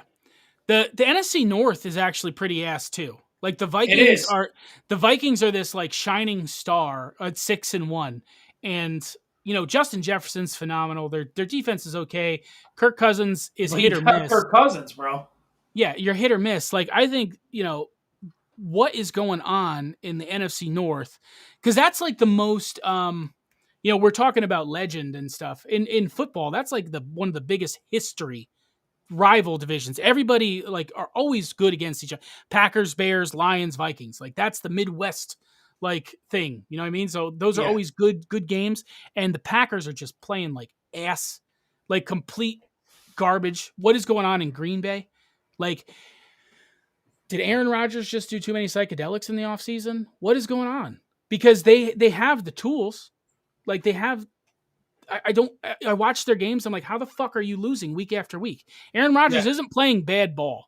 He's not playing No, like he has in the past. but I think Aaron Rodgers is a big assignment football guy. Like, hey, listen, you need to know where to be and when to be there. And I think a lot of these guys don't get that. He's not working with people that understand that. But he doesn't seem to be. Yo, I don't know if you noticed, he shaved his beard and all that, cut his hair and shaved his beard. Yeah, he was just on Pat McAfee. And he looked Yeah. all fresh up. We did have a question. So I think the Vikings will make the playoffs, but I think the Green Bay will make a second half run. We did have a question from Nate DeGroat. He said, "Do you think the Jets are going to come out on top against Buffalo?" And he also said, Hey? "What's your opinion on Zach Wilson?" What I think about Zach Wilson, I'll start with Zach Wilson. What I think about Zach Wilson is, like any player in any sport, when you've always been the best, like since you were a young kid, and then you go to high school, then you go to college, and he went to BYU. When you go through these things, sometimes you try to do too much. This is the professional sport, this is professional now. You have to let the people around you do the work. And I had this conversation earlier in the week with a friend of mine. In high school, the window's this big, and then in college, the window's this big, and in the pros, the window's this big. So you can force it when it's this big, and you can force it when it's this big. But when the window's this big, you can't force things, because if you're your margin for error is so much smaller, and Zach Wilson tends to get in these moments where he tries to force things that don't need to be forced, so to speak. You know what I mean? So with Zach Wilson, do you think Zach Wilson has the tools physically Yes. to be Yep. okay?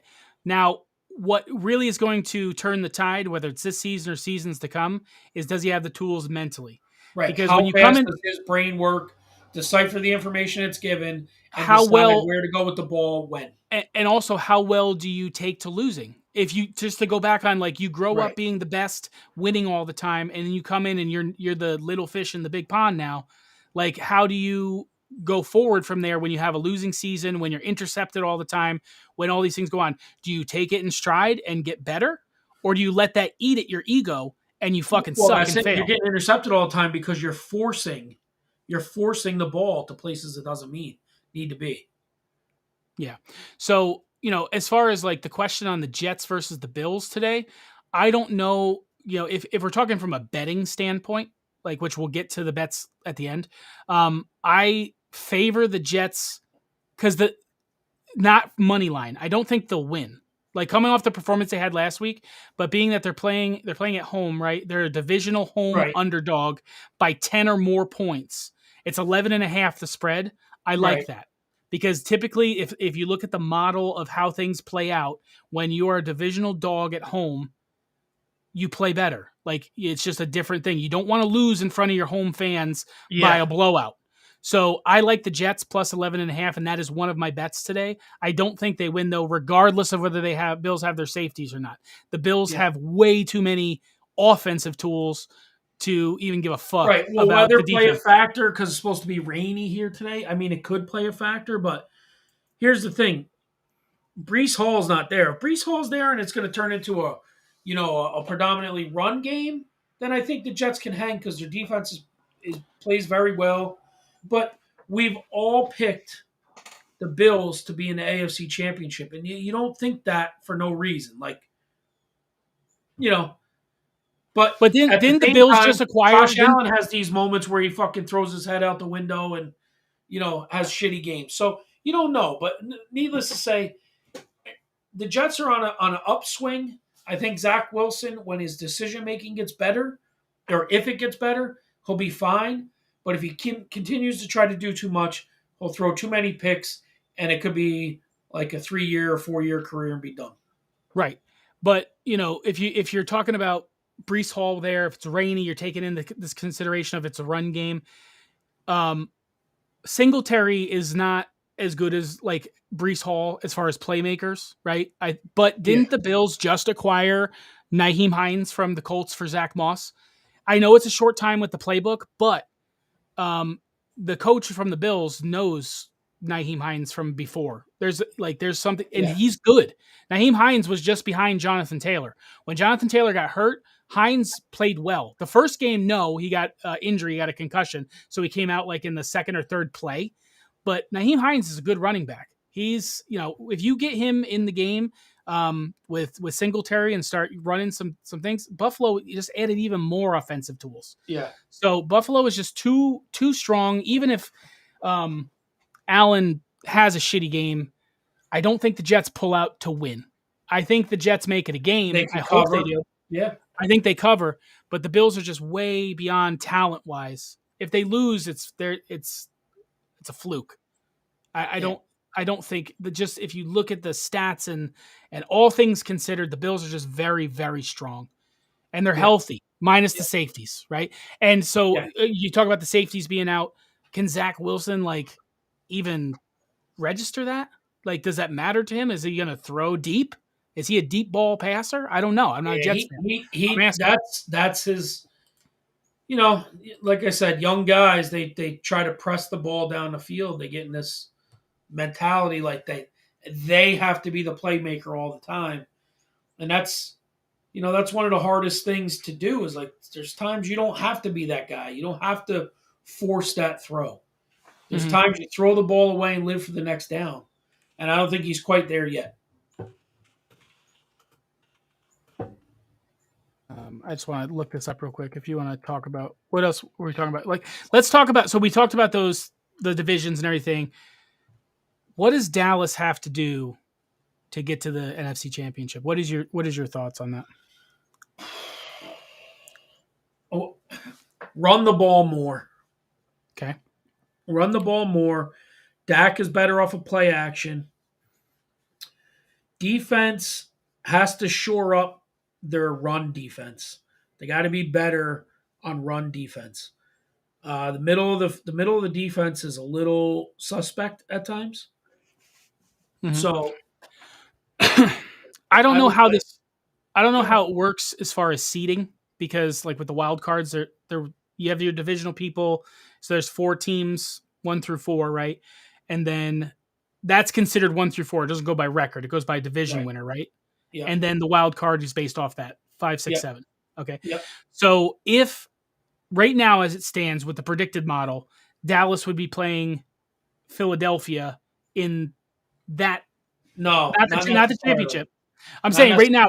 right now with what I said earlier, like with Yeah, the yeah. things where they have it seeded, Dallas plays Atlanta, they beat the Falcons, they play Philadelphia. If Dallas ends up playing the Giants again and they lose, what does that do for them? Because they would split 1-1. How does that work? Well, it would depend. It would be dependent upon the overall record. Say the record's tied and they have a split. Do they go by Then the it points goes scored? by who won by more. Okay, it goes by points. Okay. Point differential between the two. So, So if the Giants win 17-14, but the Cowboys win 27-10, yeah. they have the bigger point differential. What I've really wanted to see, and I don't know why, I said it last year, like when I became a Cowboys fan, I really want to see the Bills Cowboys so bad. I want to see Diggs versus Diggs. And is there any time that you remember like in recent history where like it's actually been family versus family? Like I know that we had in The the coach and the NLCS. Harbaughs coached against each other in the Super In the Bowl. NLCS, the Nola brothers played against each other. You had the Phillies Yeah, and the Padres, where the one pitched to the other. I think that's yeah. pretty cool, and it's an option because we're watching that Peyton's place thing, and my wife doesn't know much about football. Her family's Giants fans, and she knew the name Manning. She doesn't know the history, so she's like, "Who's this?" And I said, "Oh, his brother's Eli Manning." And she's like, "Did they ever play against each other?" And I said, "Well, they're in separate divisions, and they don't typically I'm play." sure they played each other though. Right, but I'm saying in the NFL, like they would Yeah, have to be they in the could have Super played in Bowl, the Super Bowl, but they but they didn't. didn't. Right. And but that again is just And quarterback versus actually, quarterback. they had chances, but the Patriots knocked Peyton out of the playoffs. Yeah. But even then, that's quarterback versus quarterback, offense versus Yeah. offense. In the Nola brothers, you have one pitching to the other, so it's offense versus defense. And if it was Diggs Right. versus Diggs, Diggs could cover He Diggs. could cover his brother in the Super Bowl. That'd be wild. I want to see that so bad because I like them both.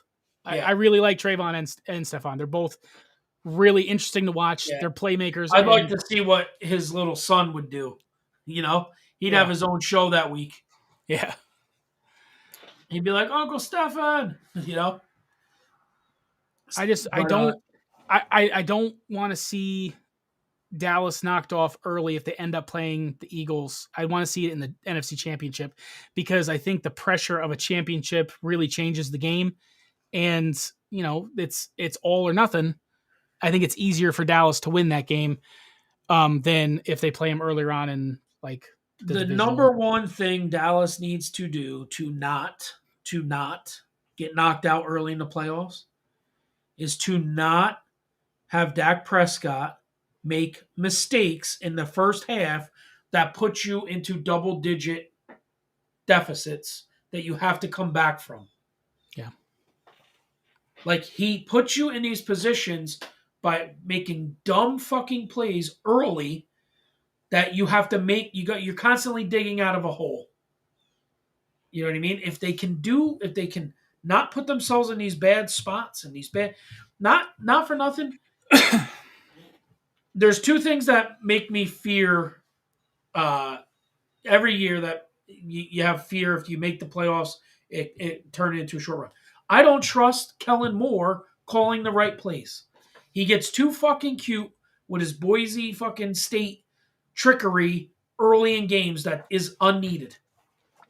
Yeah. You're running the shit out of the ball, and then he wants to run a double reverse. It doesn't make sense to me. Yeah, Dallas's bread and butter is running the ball. And when they go behind it, so last week Tony Pollard had a fucking day because Zeke was out, right, with his knee. It's his first. Not he's had like 4 games out in his career, right? He's not typically out. He's a tough guy. Right. Pollard had a day, but it was versus the Bears. You need both Right. of those guys in there to really make the offense shine and go off. Because when you have that and you have play action, you can set up. Is Zeke running the ball, or are they going deep to CD or something? It really Right. changes the dynamic of the game. But when you have Kellen Moore calling those fucking dumbass plays and not really setting up and planning ahead, I feel like Kellen Moore is the kind of guy who's playing intermediate level chess. He's Yeah. he's thinking one drive at a time and not the game. And Right. Like sometimes you run a play 3 times for minimal to no gain, only to set up the counter to that.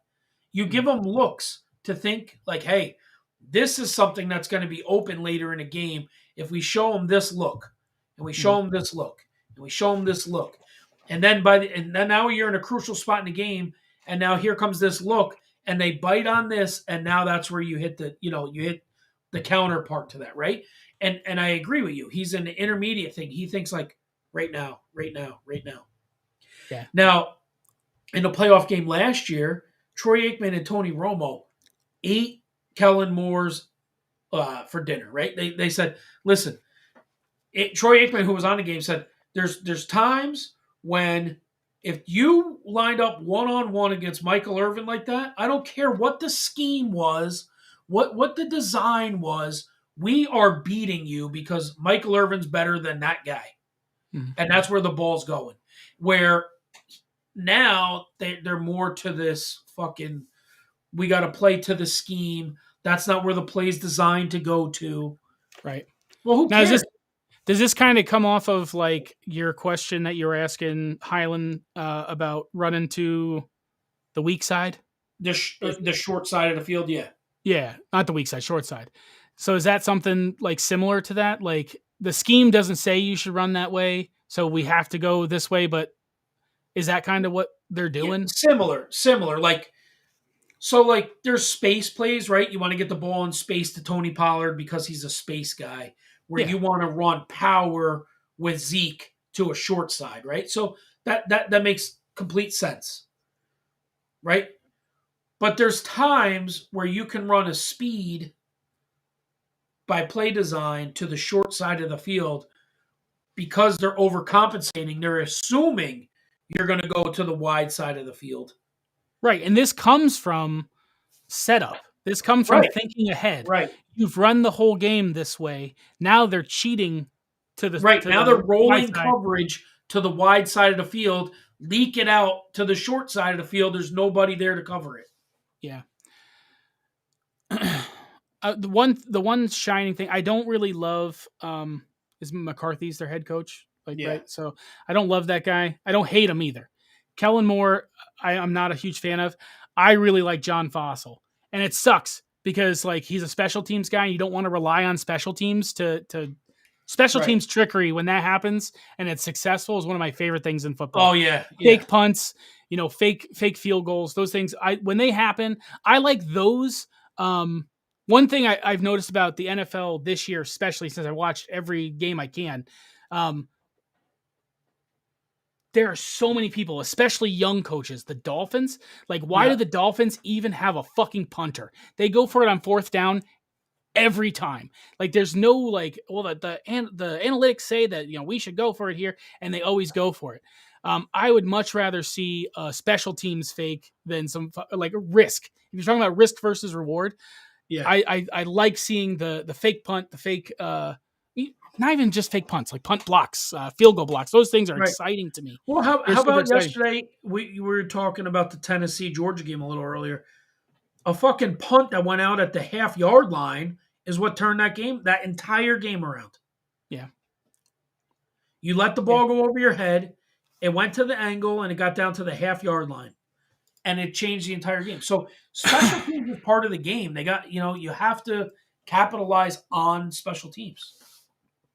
Yeah, but I dig John Fossil. So I don't know why I brought that up, but I see him over there like with his big toothy grin. I get excited. I'm like, oh, what's going on now? Here we He's go. got he's that skinny, like skeletonized looking man with a huge teeth that's just like, and then when it goes, I just love to see that. So yeah, I mean that's the the divisional outlook, the pre-model for what the playoffs look like. I don't know.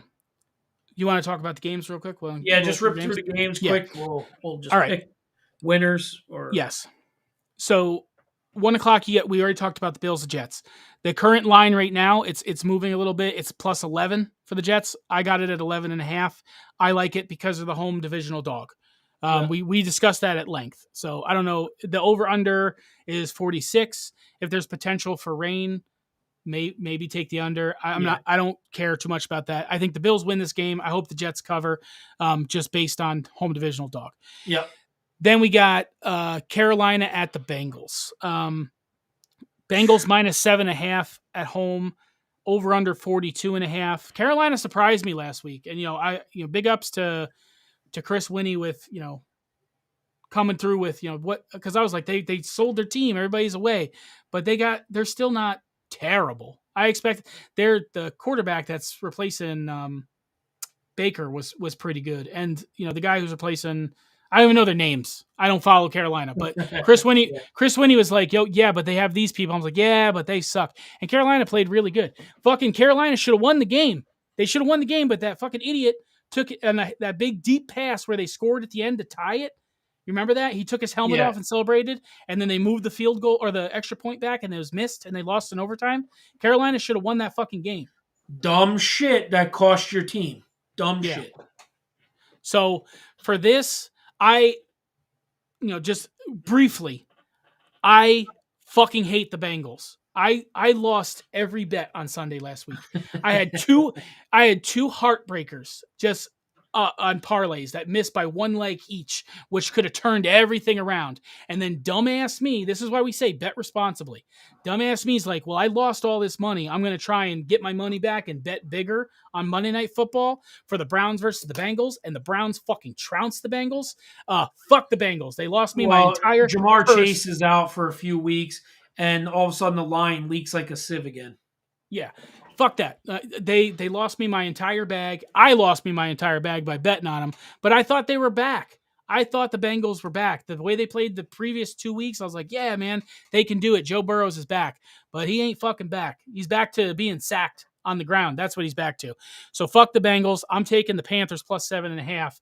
I'm not throwing money at it because I'm very frugal now after last week losing every fucking bet. So I like the Panthers here to cover 7.5 because fuck the Bengals and Joe Burrow. Over under, don't care. Then we got the Packers at the Lions. Packers at the Lions. Packers minus 3.5, over 49.5, right? So over under 49.5. The Lions typically score a lot of points when they play at home. If you look at every game they played at home, they score a lot of points. They give up a lot of points. They played the Dolphins there last week. They were up 14-0 in like 3 minutes. They were killing it. Dolphins came back to win, high scoring game. I don't know if the Packers can put on that many fucking points. The Packers, when they played the Bills, the Packers played them very well. They came out and they were getting their asses kicked. When the Packers started running the ball, controlling the clock, and keeping Josh Allen off the field, the Packers played excellent football. They kept it kind of close. If the Packers can, adjust and not be like, we got to ride Aaron Rodgers' dick and have him throw the ball to have it dropped by everybody. If they rely on their running game, I don't see this as being a high-scoring game, but I do like the Packers to win. They got to turn it around. The Packers, this is like a do-or-die game for them. Well, it's a divisional game. You can't keep waiting. It's got to happen sooner or later. Yes. Aaron Rodgers typically owns his division. Like, he owns the Bears. He owns the Lions. He has a lot of stock in this game, and I'm looking to him to come back and turn it around. The team is good. They just have had a rough go of it. The record doesn't reflect how good the talent they have on the team. I think minus 3.5 is good. I don't like the over here, though. And why is just because it is at Detroit. The Packers, I think if they run the ball, they'll control the clock. Their defense will play well. Lions also lost Hawkinson in the trade. Hawkinson goes where? He goes to Minnesota? Is that where he's fucking? He went from the worst in the division to the best? Yeah, probably. Yeah. I know. He went from the Lions. Yeah. Hawkinson was a big playmaker. When you don't have I'm sorry. Was I thinking Jefferson? I mean Amon-Ra St. Brown. So the Lions they have Amon-Ra St. Brown and their running back who's pretty good. But I don't like the 49.5. I think the Packers will take a lesson because they're smart. They'll take a lesson from the Bills game. They'll say, we have two great running backs. Let's control the fucking clock and control this game and win. We need to win at this point. So that's why I like Packers minus 3.5. And if I were to bet over under, I say under. Analytics and stuff will say based on how much the Lions score at home, you should take the over. But the Packers just ain't putting on a lot of points lately. So I'm lost on that one. But I do like the Packers minus 3.5. Yeah, I like the Packers there. Yep. Then we got Colts and the Patriots. Jonathan Taylor out. My fantasy team fucked. Yeah. I have nobody. My entire fantasy team is like who's good is on a bye. I had to pick up a whole bunch of people, and my main guy out. So I picked up their second running back, the guy they got. I don't even know his name, Davis or whatever. Patriots minus 5. They're playing in New England. I don't know. The shining star here for the Colts, that Ellinger kid, he's big ups to him. He's the guy who lost me my big parlay that was going to turn it around. I said it's his first game. He's going to throw an interception. I'm waiting for this motherfucker to throw an interception. Comes down to the last play. It's a Hail Mary type play. I'm like, he's going to throw it. We're going to get the interception. No, you lose your money. It's gone. Say goodbye to it. Kiss it. So he actually played a really good game. I like him. Ellinger's a decent. He's got moxie, man. He's tough, and he came from Texas. He could sling it. I like him. I like him too. So and then Shaquille, what the fuck is his last name? The big, I think he's a linebacker for the Colts. Shaq Bennett. He's back. He's going to play today, as far as I know. Shaq Barrett, maybe. He's been injured, but he's going to play. So if he's there and he's putting pressure on Mac Jones, I kind of like the Colts to cover. I don't know why. Don't follow me. I lose everything. Fade me. Please fade me. I lost it all. Seriously, every bet. Fade me. I'm the fade god. See, Zach the fade god. Opposite. I'm saying Colts +5. If you want to win money, Patriots -5. Then we got the Chargers at the Falcons. Falcons 2 weeks in a row didn't cover. They were 100% into week 7 covering the spread. They won the game. That the Falcons were who played the Panthers, right? No, I forget who played the Panthers that came back. But anyway, Falcons +2.5 versus the Chargers. Austin Eckler is a fucking god. That dude is he's the pickup for fantasy sports. That guy can run. I mean, I'm glad that I have Christian McCaffrey, but Chris Winnie having Austin Eckler, taking him as number 1. He had the first pick and he took Austin Eckler was a bold move. Considering Jonathan Taylor was considered number 1 going into this season, and it's paid out so far. Eckler's awesome. Herbert, when he's healthy, when his ribs are better, he's good. So I don't think the Falcons cover, and I don't think they win. I would take the Chargers -2.5 here. Yep. Yeah, I agree. Over under on that's 49.5. Over. Fade me. Take the opposite. Win money. Then we got this is the bad news Bears shit Super Bowl. This is the worst game ever. Las Vegas Raiders versus the Jacksonville Jaguars. Ugly. Jacksonville looked promising starting the season, right? They were like 2-0. Like Jacksonville's going to turn around. What the hell's I can't remember the name of their quarterback. Trevor Lawrence. Trevor Lawrence. That dude has a promising career in modeling. Every time I see him on the sideline or in the game, I think he looks like a cartoon. He looks like he's fake. His features. I'm like, are they showing a clip from Madden 23? Is he real? He doesn't look like a real person. But the Raiders fucking suck. They got shut out last week. They're terrible. Carr is just not producing. Who's Devontae Adams also being shut down. They have the talent and they just can't put it together. They got shut the fuck out last week. They're bad. And so are the Jaguars. Coaching. So are the Jaguars. So 2 bad teams playing each other, I'll take the over. Yeah. It's just going to be a shit show. It's either going to be no defense or completely no offense. That's diarrhea lagoon to me. That is just a streaming river of poop with corn in it. I don't want to touch this game. Jacksonville is +2.5. Fuck, I don't know. I have no inkling on this. I would take the over of 48 because they suck. I don't care. I know, whatever. Then we got the Dolphins at the Bears. This is an interesting game. It's interesting to me. The Bears offense is doing pretty well. Despite the blowout, which I also lost money on last week, I needed the fucking Cowboys to win by 7-18. They win by 20, cocksuckers. I'm like, yes, the Cowboys won. Oh, I lost a lot of money. Dolphins play great in Miami, but now you're coming to Chicago. It's a little cold. Chicago's offense is on the up and up. It's turned around. I think a lot of people are discounting Chicago here. Miami's receivers, Waddle and Hill, phenomenal. Raheem Mostert, doing well. Tua doing well when his brain's not soup. Every game he's played, he's done well. But they're in Chicago. So it's +4. I got on this at +4.5. I took the Bears +4.5. I don't know if they win here, but I think they're going to make it a game. I really do. Just based on how they've been playing. Miami playing out of Miami is not as good as in Miami. They're definitely a warm weather team. They're a dome team. This is fucking Soldier Field. It's seasonably warm in the Midwest, though. So It's November and it's like 70 degrees out here. I'm wearing shorts and flip-flops, motherfucker. I wear shorts when it snows though. So I like the Bears plus 4.5 and over 45.5 is what I like here. I got 3 bets this week. I got the Jets, I got the Bears, and I got another one coming.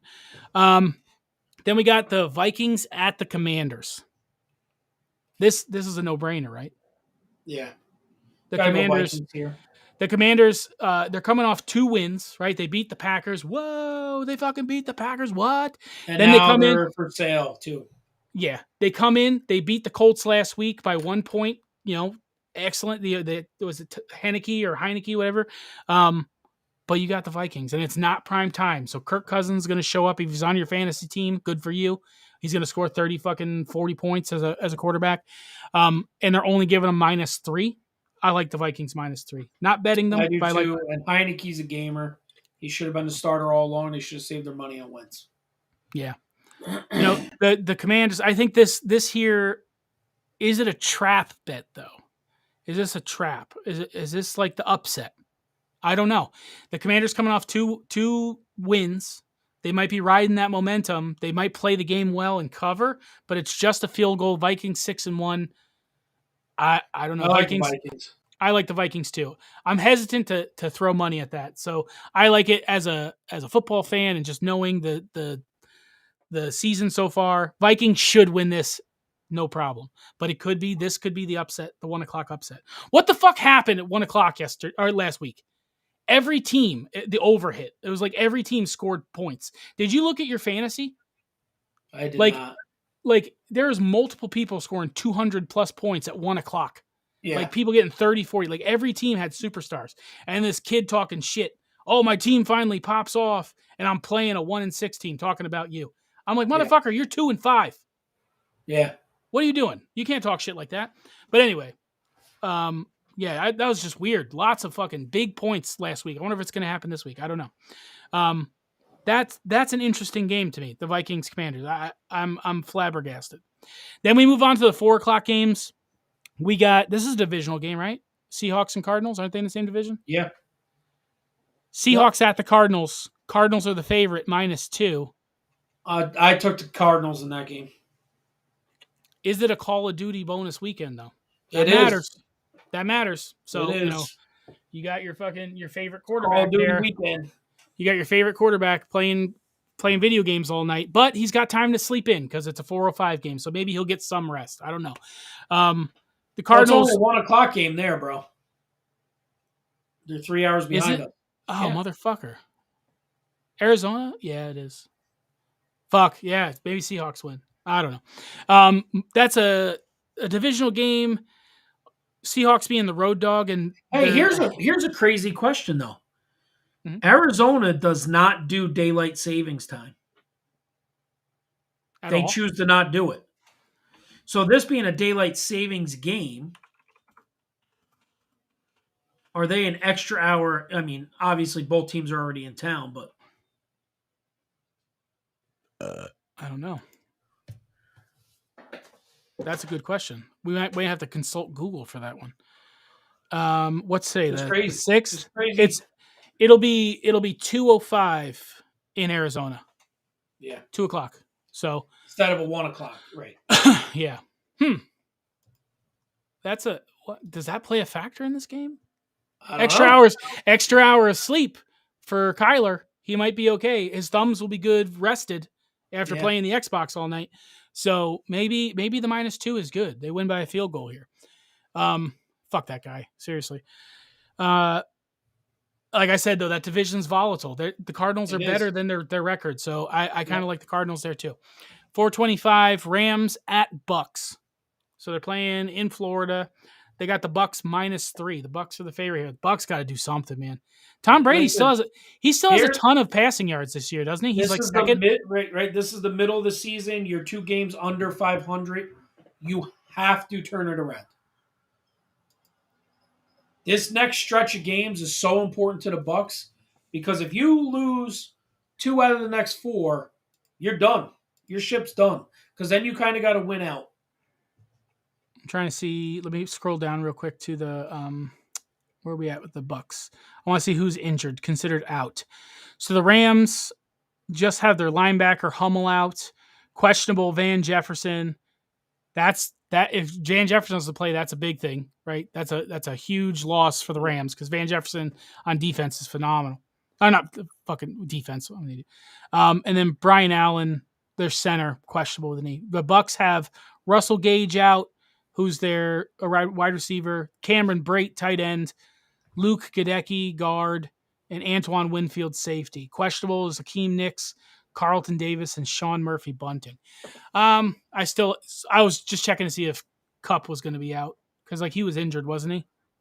He was dinged at least. Yeah. So he's their only real offensive weapon. Even if he's mildly injured, I like given the circumstances, Tom Brady, Buccaneers got to turn this around. Buccaneers -3. I like that. Yep. All right. Shit. Is that it? Is that the only? Yeah, there's a lot of games. Once you get the buys, it cuts off a bunch of games. The primetime game is the Titans at the Chiefs. They're giving the Chiefs -12.5 in Arrowhead. I'll take that. I'll take it. The only way I don't think they're winning by 12.5 or more is if the Titans are running the ball and keeping the clock chewed up. Because I don't think the Titans' window of being great, I think, is shrunk dramatically. Yeah, I don't know why I do this. I always confuse the Titans and the Texans. Maybe they're both T teams, but they're different states, way different states.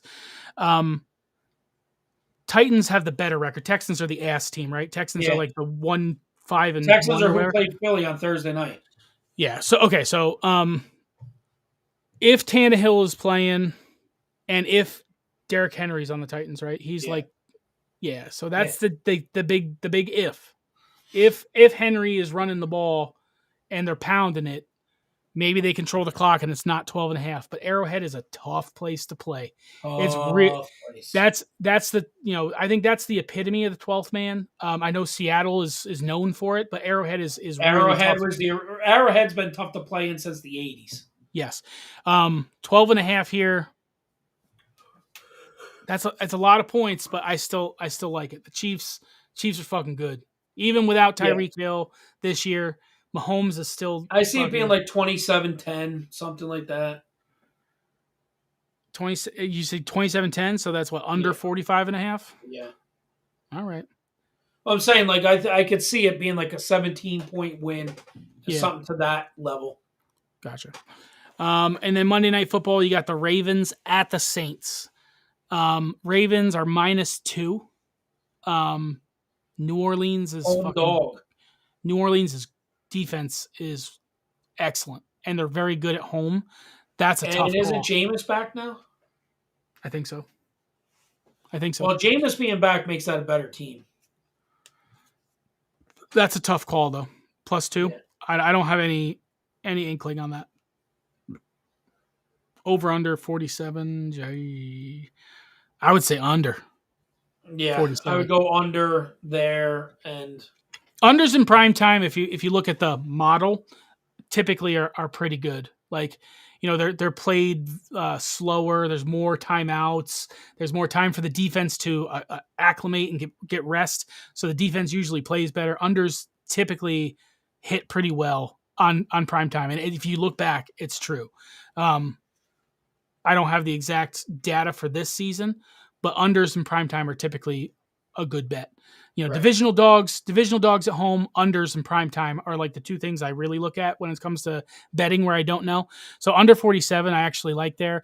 The spread though, I don't know. I don't know the Ravens, man. They're such a weird team. Undefined. You can't figure out who the fuck they are or what they are. They're such a weird team because they never can put a half together. They always fuck up one half. They lose in the second half a lot. And the Saints defense being so strong and playing at home, that's a tough one. I like the under there, if anything. And then next week, because it'll be before we meet again, the Thursday night is Falcons at the Panthers. That's just a repeat of the Jags and the Raiders for me. I don't care one bit. Junk game. One bit about that. It means more to the Falcons, right? So... because the Falcons are leading that shit division right now. Yeah. Falcons -1.5 versus the Panthers. Not if the anything. Panthers can play spoiler. No, I got nothing. I got nothing on that. Yeah. So my bets this week, I don't have any props to throw out there because my props were gold last week, -1 in each one. You know, the Ellinger interception, and I Right. forget what the other one I lost was. But I like the Jets +11.5. It's currently +11. I still kind of like that. Anything more than 10 divisional home dog, I like. I got the Packers -3.5 versus the Lions, and then I got the Bears +4.5. Those are my bets this week. As Good far- bets. Good bets. I really got nothing this week. Nothing really jumps out at me that I like this week. So Yeah, I don't even know. Like, there's so many good teams on buys. As far as props, I don't know. Like, if you the bye weeks this week are insane. Like, we have the yeah, Cowboys on bye, you got the Giants on bye, 49ers. It's a lot of the big name people: Saquon Barkley, Christian McCaffrey, all the Dallas. yeah, Pollard. It's tough to know who I want to throw money at. So, nothing. I got nothing props. yeah. And So- there's no boost. There's no nothing really that jump out there. And I legit bet soccer. I bet like Manchester or Liverpool or something this week. That's Just when to I have- know. That's when I know it's getting bad with my betting. Like, if I'm looking for, you're in it deep when you're betting fucking soccer or fucking Japanese baseball. Yeah. Like, it's 11 o'clock. It's 11 o'clock at night. You're like, fuck, I just lost the primetime game. What can I waste more money on? You're looking at that shit. It'd be interesting if we had Troy to throw some basketball props, something in here, because he's good at basketball. I know He's that's really just good. Yeah. I know that's just come back. I know nothing about basketball, so Nothing. I just know that the Or Lakers hockey. I know nothing about hockey either. Lakers suck this year, right? Sure. I couldn't tell you, bro. I think they're bad. I think they I lost. think we can be under 500 and make the NBA playoffs, which blows my mind. Where I don't see any. Let's look at the Mortal Locks on what they got today. I don't see them. I got to look on my phone for that. You do DraftKings or FanDuel? FanDuel. I'll just take a quick peek and see what's on for today because I got a couple. I have of one thing I got to touch on. It's playoff time, Mhm. and I'm rolling with the Outlaws as usual. This is the first round of the playoffs. They win this week. They're in a championship game. Both games are at home. I got to go announce both games very shortly here. Yeah. Yeah, Barstool has one. Their Mortal Lock today is over 45.5, over 44.5 for the Dolphins and the Bears, -7.5 for the Bengals, and Packers -3.5 is boosted to 573. I'm not taking it. I'm not touching the Bengals again this year. I'm not throwing any money at anything on any Bengal ever again in 2022. Right? The first 2 weeks they looked like shit, and then all of a sudden they started looking like the Bengals of last year for a bunch. And then Jamar Chase, then injuries happen, and all of a sudden they're back to looking like shit again. Yeah, I can't take this because I was just ranting about how I like the Panthers +7.5. To take this would be to bet against myself, even if I threw $1 at it to get 5. Fuck that. Mm-hmm. I will throw no more money on any Cincinnati player or game the rest of the year. Yeah, I get you. That's it. That's what we got. We went all over the place with sports. We talked about baseball. Yeah, but that's college. the thing. You want to talk about sports. You want to talk about stuff. You want to talk about life. It's not going to just strictly be, hey, bet this line, bet that line. You know what I mean? Yeah, especially you don't want to fucking listen to my bets anyway. I was good week 1 through 7, man. I was good. I was doing great. I was fucking bouncing with college. I was staying at it, going up and down, up and down. Yeah. Like the thing with betting is, like, if you are a 50% better, it's not good, right? Like if you're talking about it, if you're 50% better, Vegas takes a 9 or 10% cut on all your bets. It's usually -109, -110. So if you bet 10, you win 9. So Right. you're losing if you're winning 50% of the time, you're losing 10% of your money, right? But if you're somebody who's talking about bets and you're winning in a higher percentage, 75%, and people can follow you, great. If you're even on the opposite side, if you're losing 75% and people listen to you, they can fade you. And that, Right. like they can take the opposite. Right, but because if you're just a 50-50 guy, you're no good. Yeah. So I was like a 55, 60% this season. I was making money until last week where I pissed it all away like a slot machine. Cha-ching, cherry, cherry, cherry, bar. It fucking sucked. So, last week, if things go the way they did last week, fade me. Don't listen to my Packers -3.5. Don't listen to the Bears +4.5. And then you might win some money.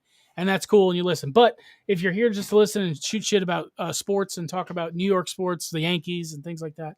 Right, and get involved. Like, so we might put stuff up like a question of the day or something maybe in the future and get and draw people into those conversations. Because like the chat, I'd like to see the chat get a little bit bigger and a little bit better. Yeah, we had some new names in here today. Yeah. Like first time I've seen Nate. I haven't seen Nate since the park days. Being on the school bus is the last time I saw Nate DeGroat. There's some people in here and Chris talking. is in there consistently. I keep trying to tell Highland to get his fucking ass in here, but he's so goddamn lazy.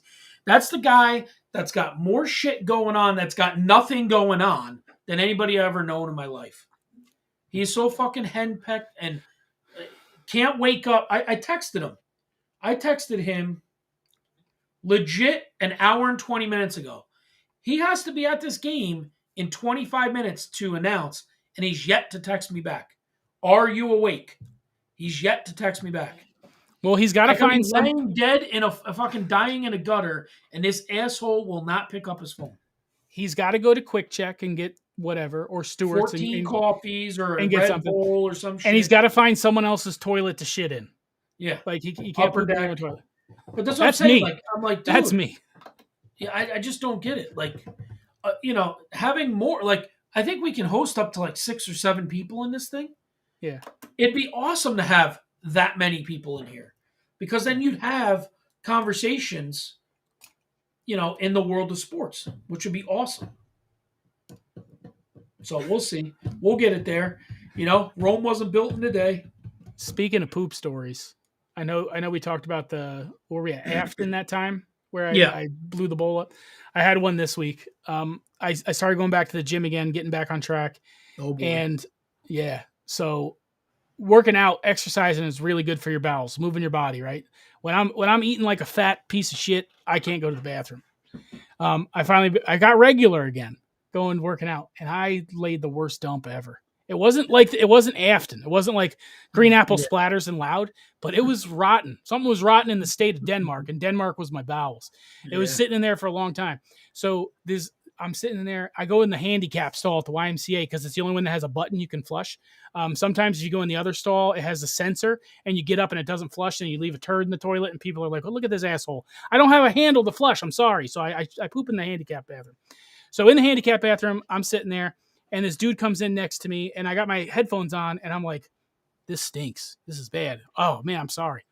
I paused the music. And I'm like trying to make sure I'm not, because I'm listening to music. I'm not making loud noises. I don't want to be, there's kids around. It's early in the morning. This motherfucker, he said, damn, what the fuck? Well, that's disgusting. He's like commenting to me, like, I don't know, expecting to talk back. I was going to talk shit to this guy. Because, when you shit in public, if you're in a thing and the stalls face out, they can see you in the crack. At the YMCA, they can't, especially in the handicap poop and stool. So the only thing he's got to go on me is my generic Nike or New Balance dad shoes, which every white guy has. So I'm like, this guy ain't going to know who I am. So I'm about to talk shit to him. I'm like, oh yeah, it stinks because I was eating your mom's pussy or whatever. Like, just to be an asshole, because he's being an asshole to me. But this motherfucker stands up to flush his toilet, and he's like 6'8". He looks over the stall and down at me. I'm like, sorry. Like, I'm so glad I didn't talk shit, because this dude would have fucking whooped my ass. He would have whooped my ass. I'm old. I can't defend myself anymore. But yeah, something rotten. So I love poop stories. That was my poop story of the week. That's awesome. That's a good way to end this week's show, right there, on a hilarious little fucking anecdote from Zach. Yeah. All right. So yeah, go fucking. Go Outlaws. Do the Outlaws game. Hopefully they check it out. we're going to be announcing there. Well, let's see how prepared. He still hasn't texted me back. Who knows if he's even awake or if he'll show up to the game. He'll be there. Has he ever not been there? He's shown up way fucking late before yet. Yeah. So we'll see.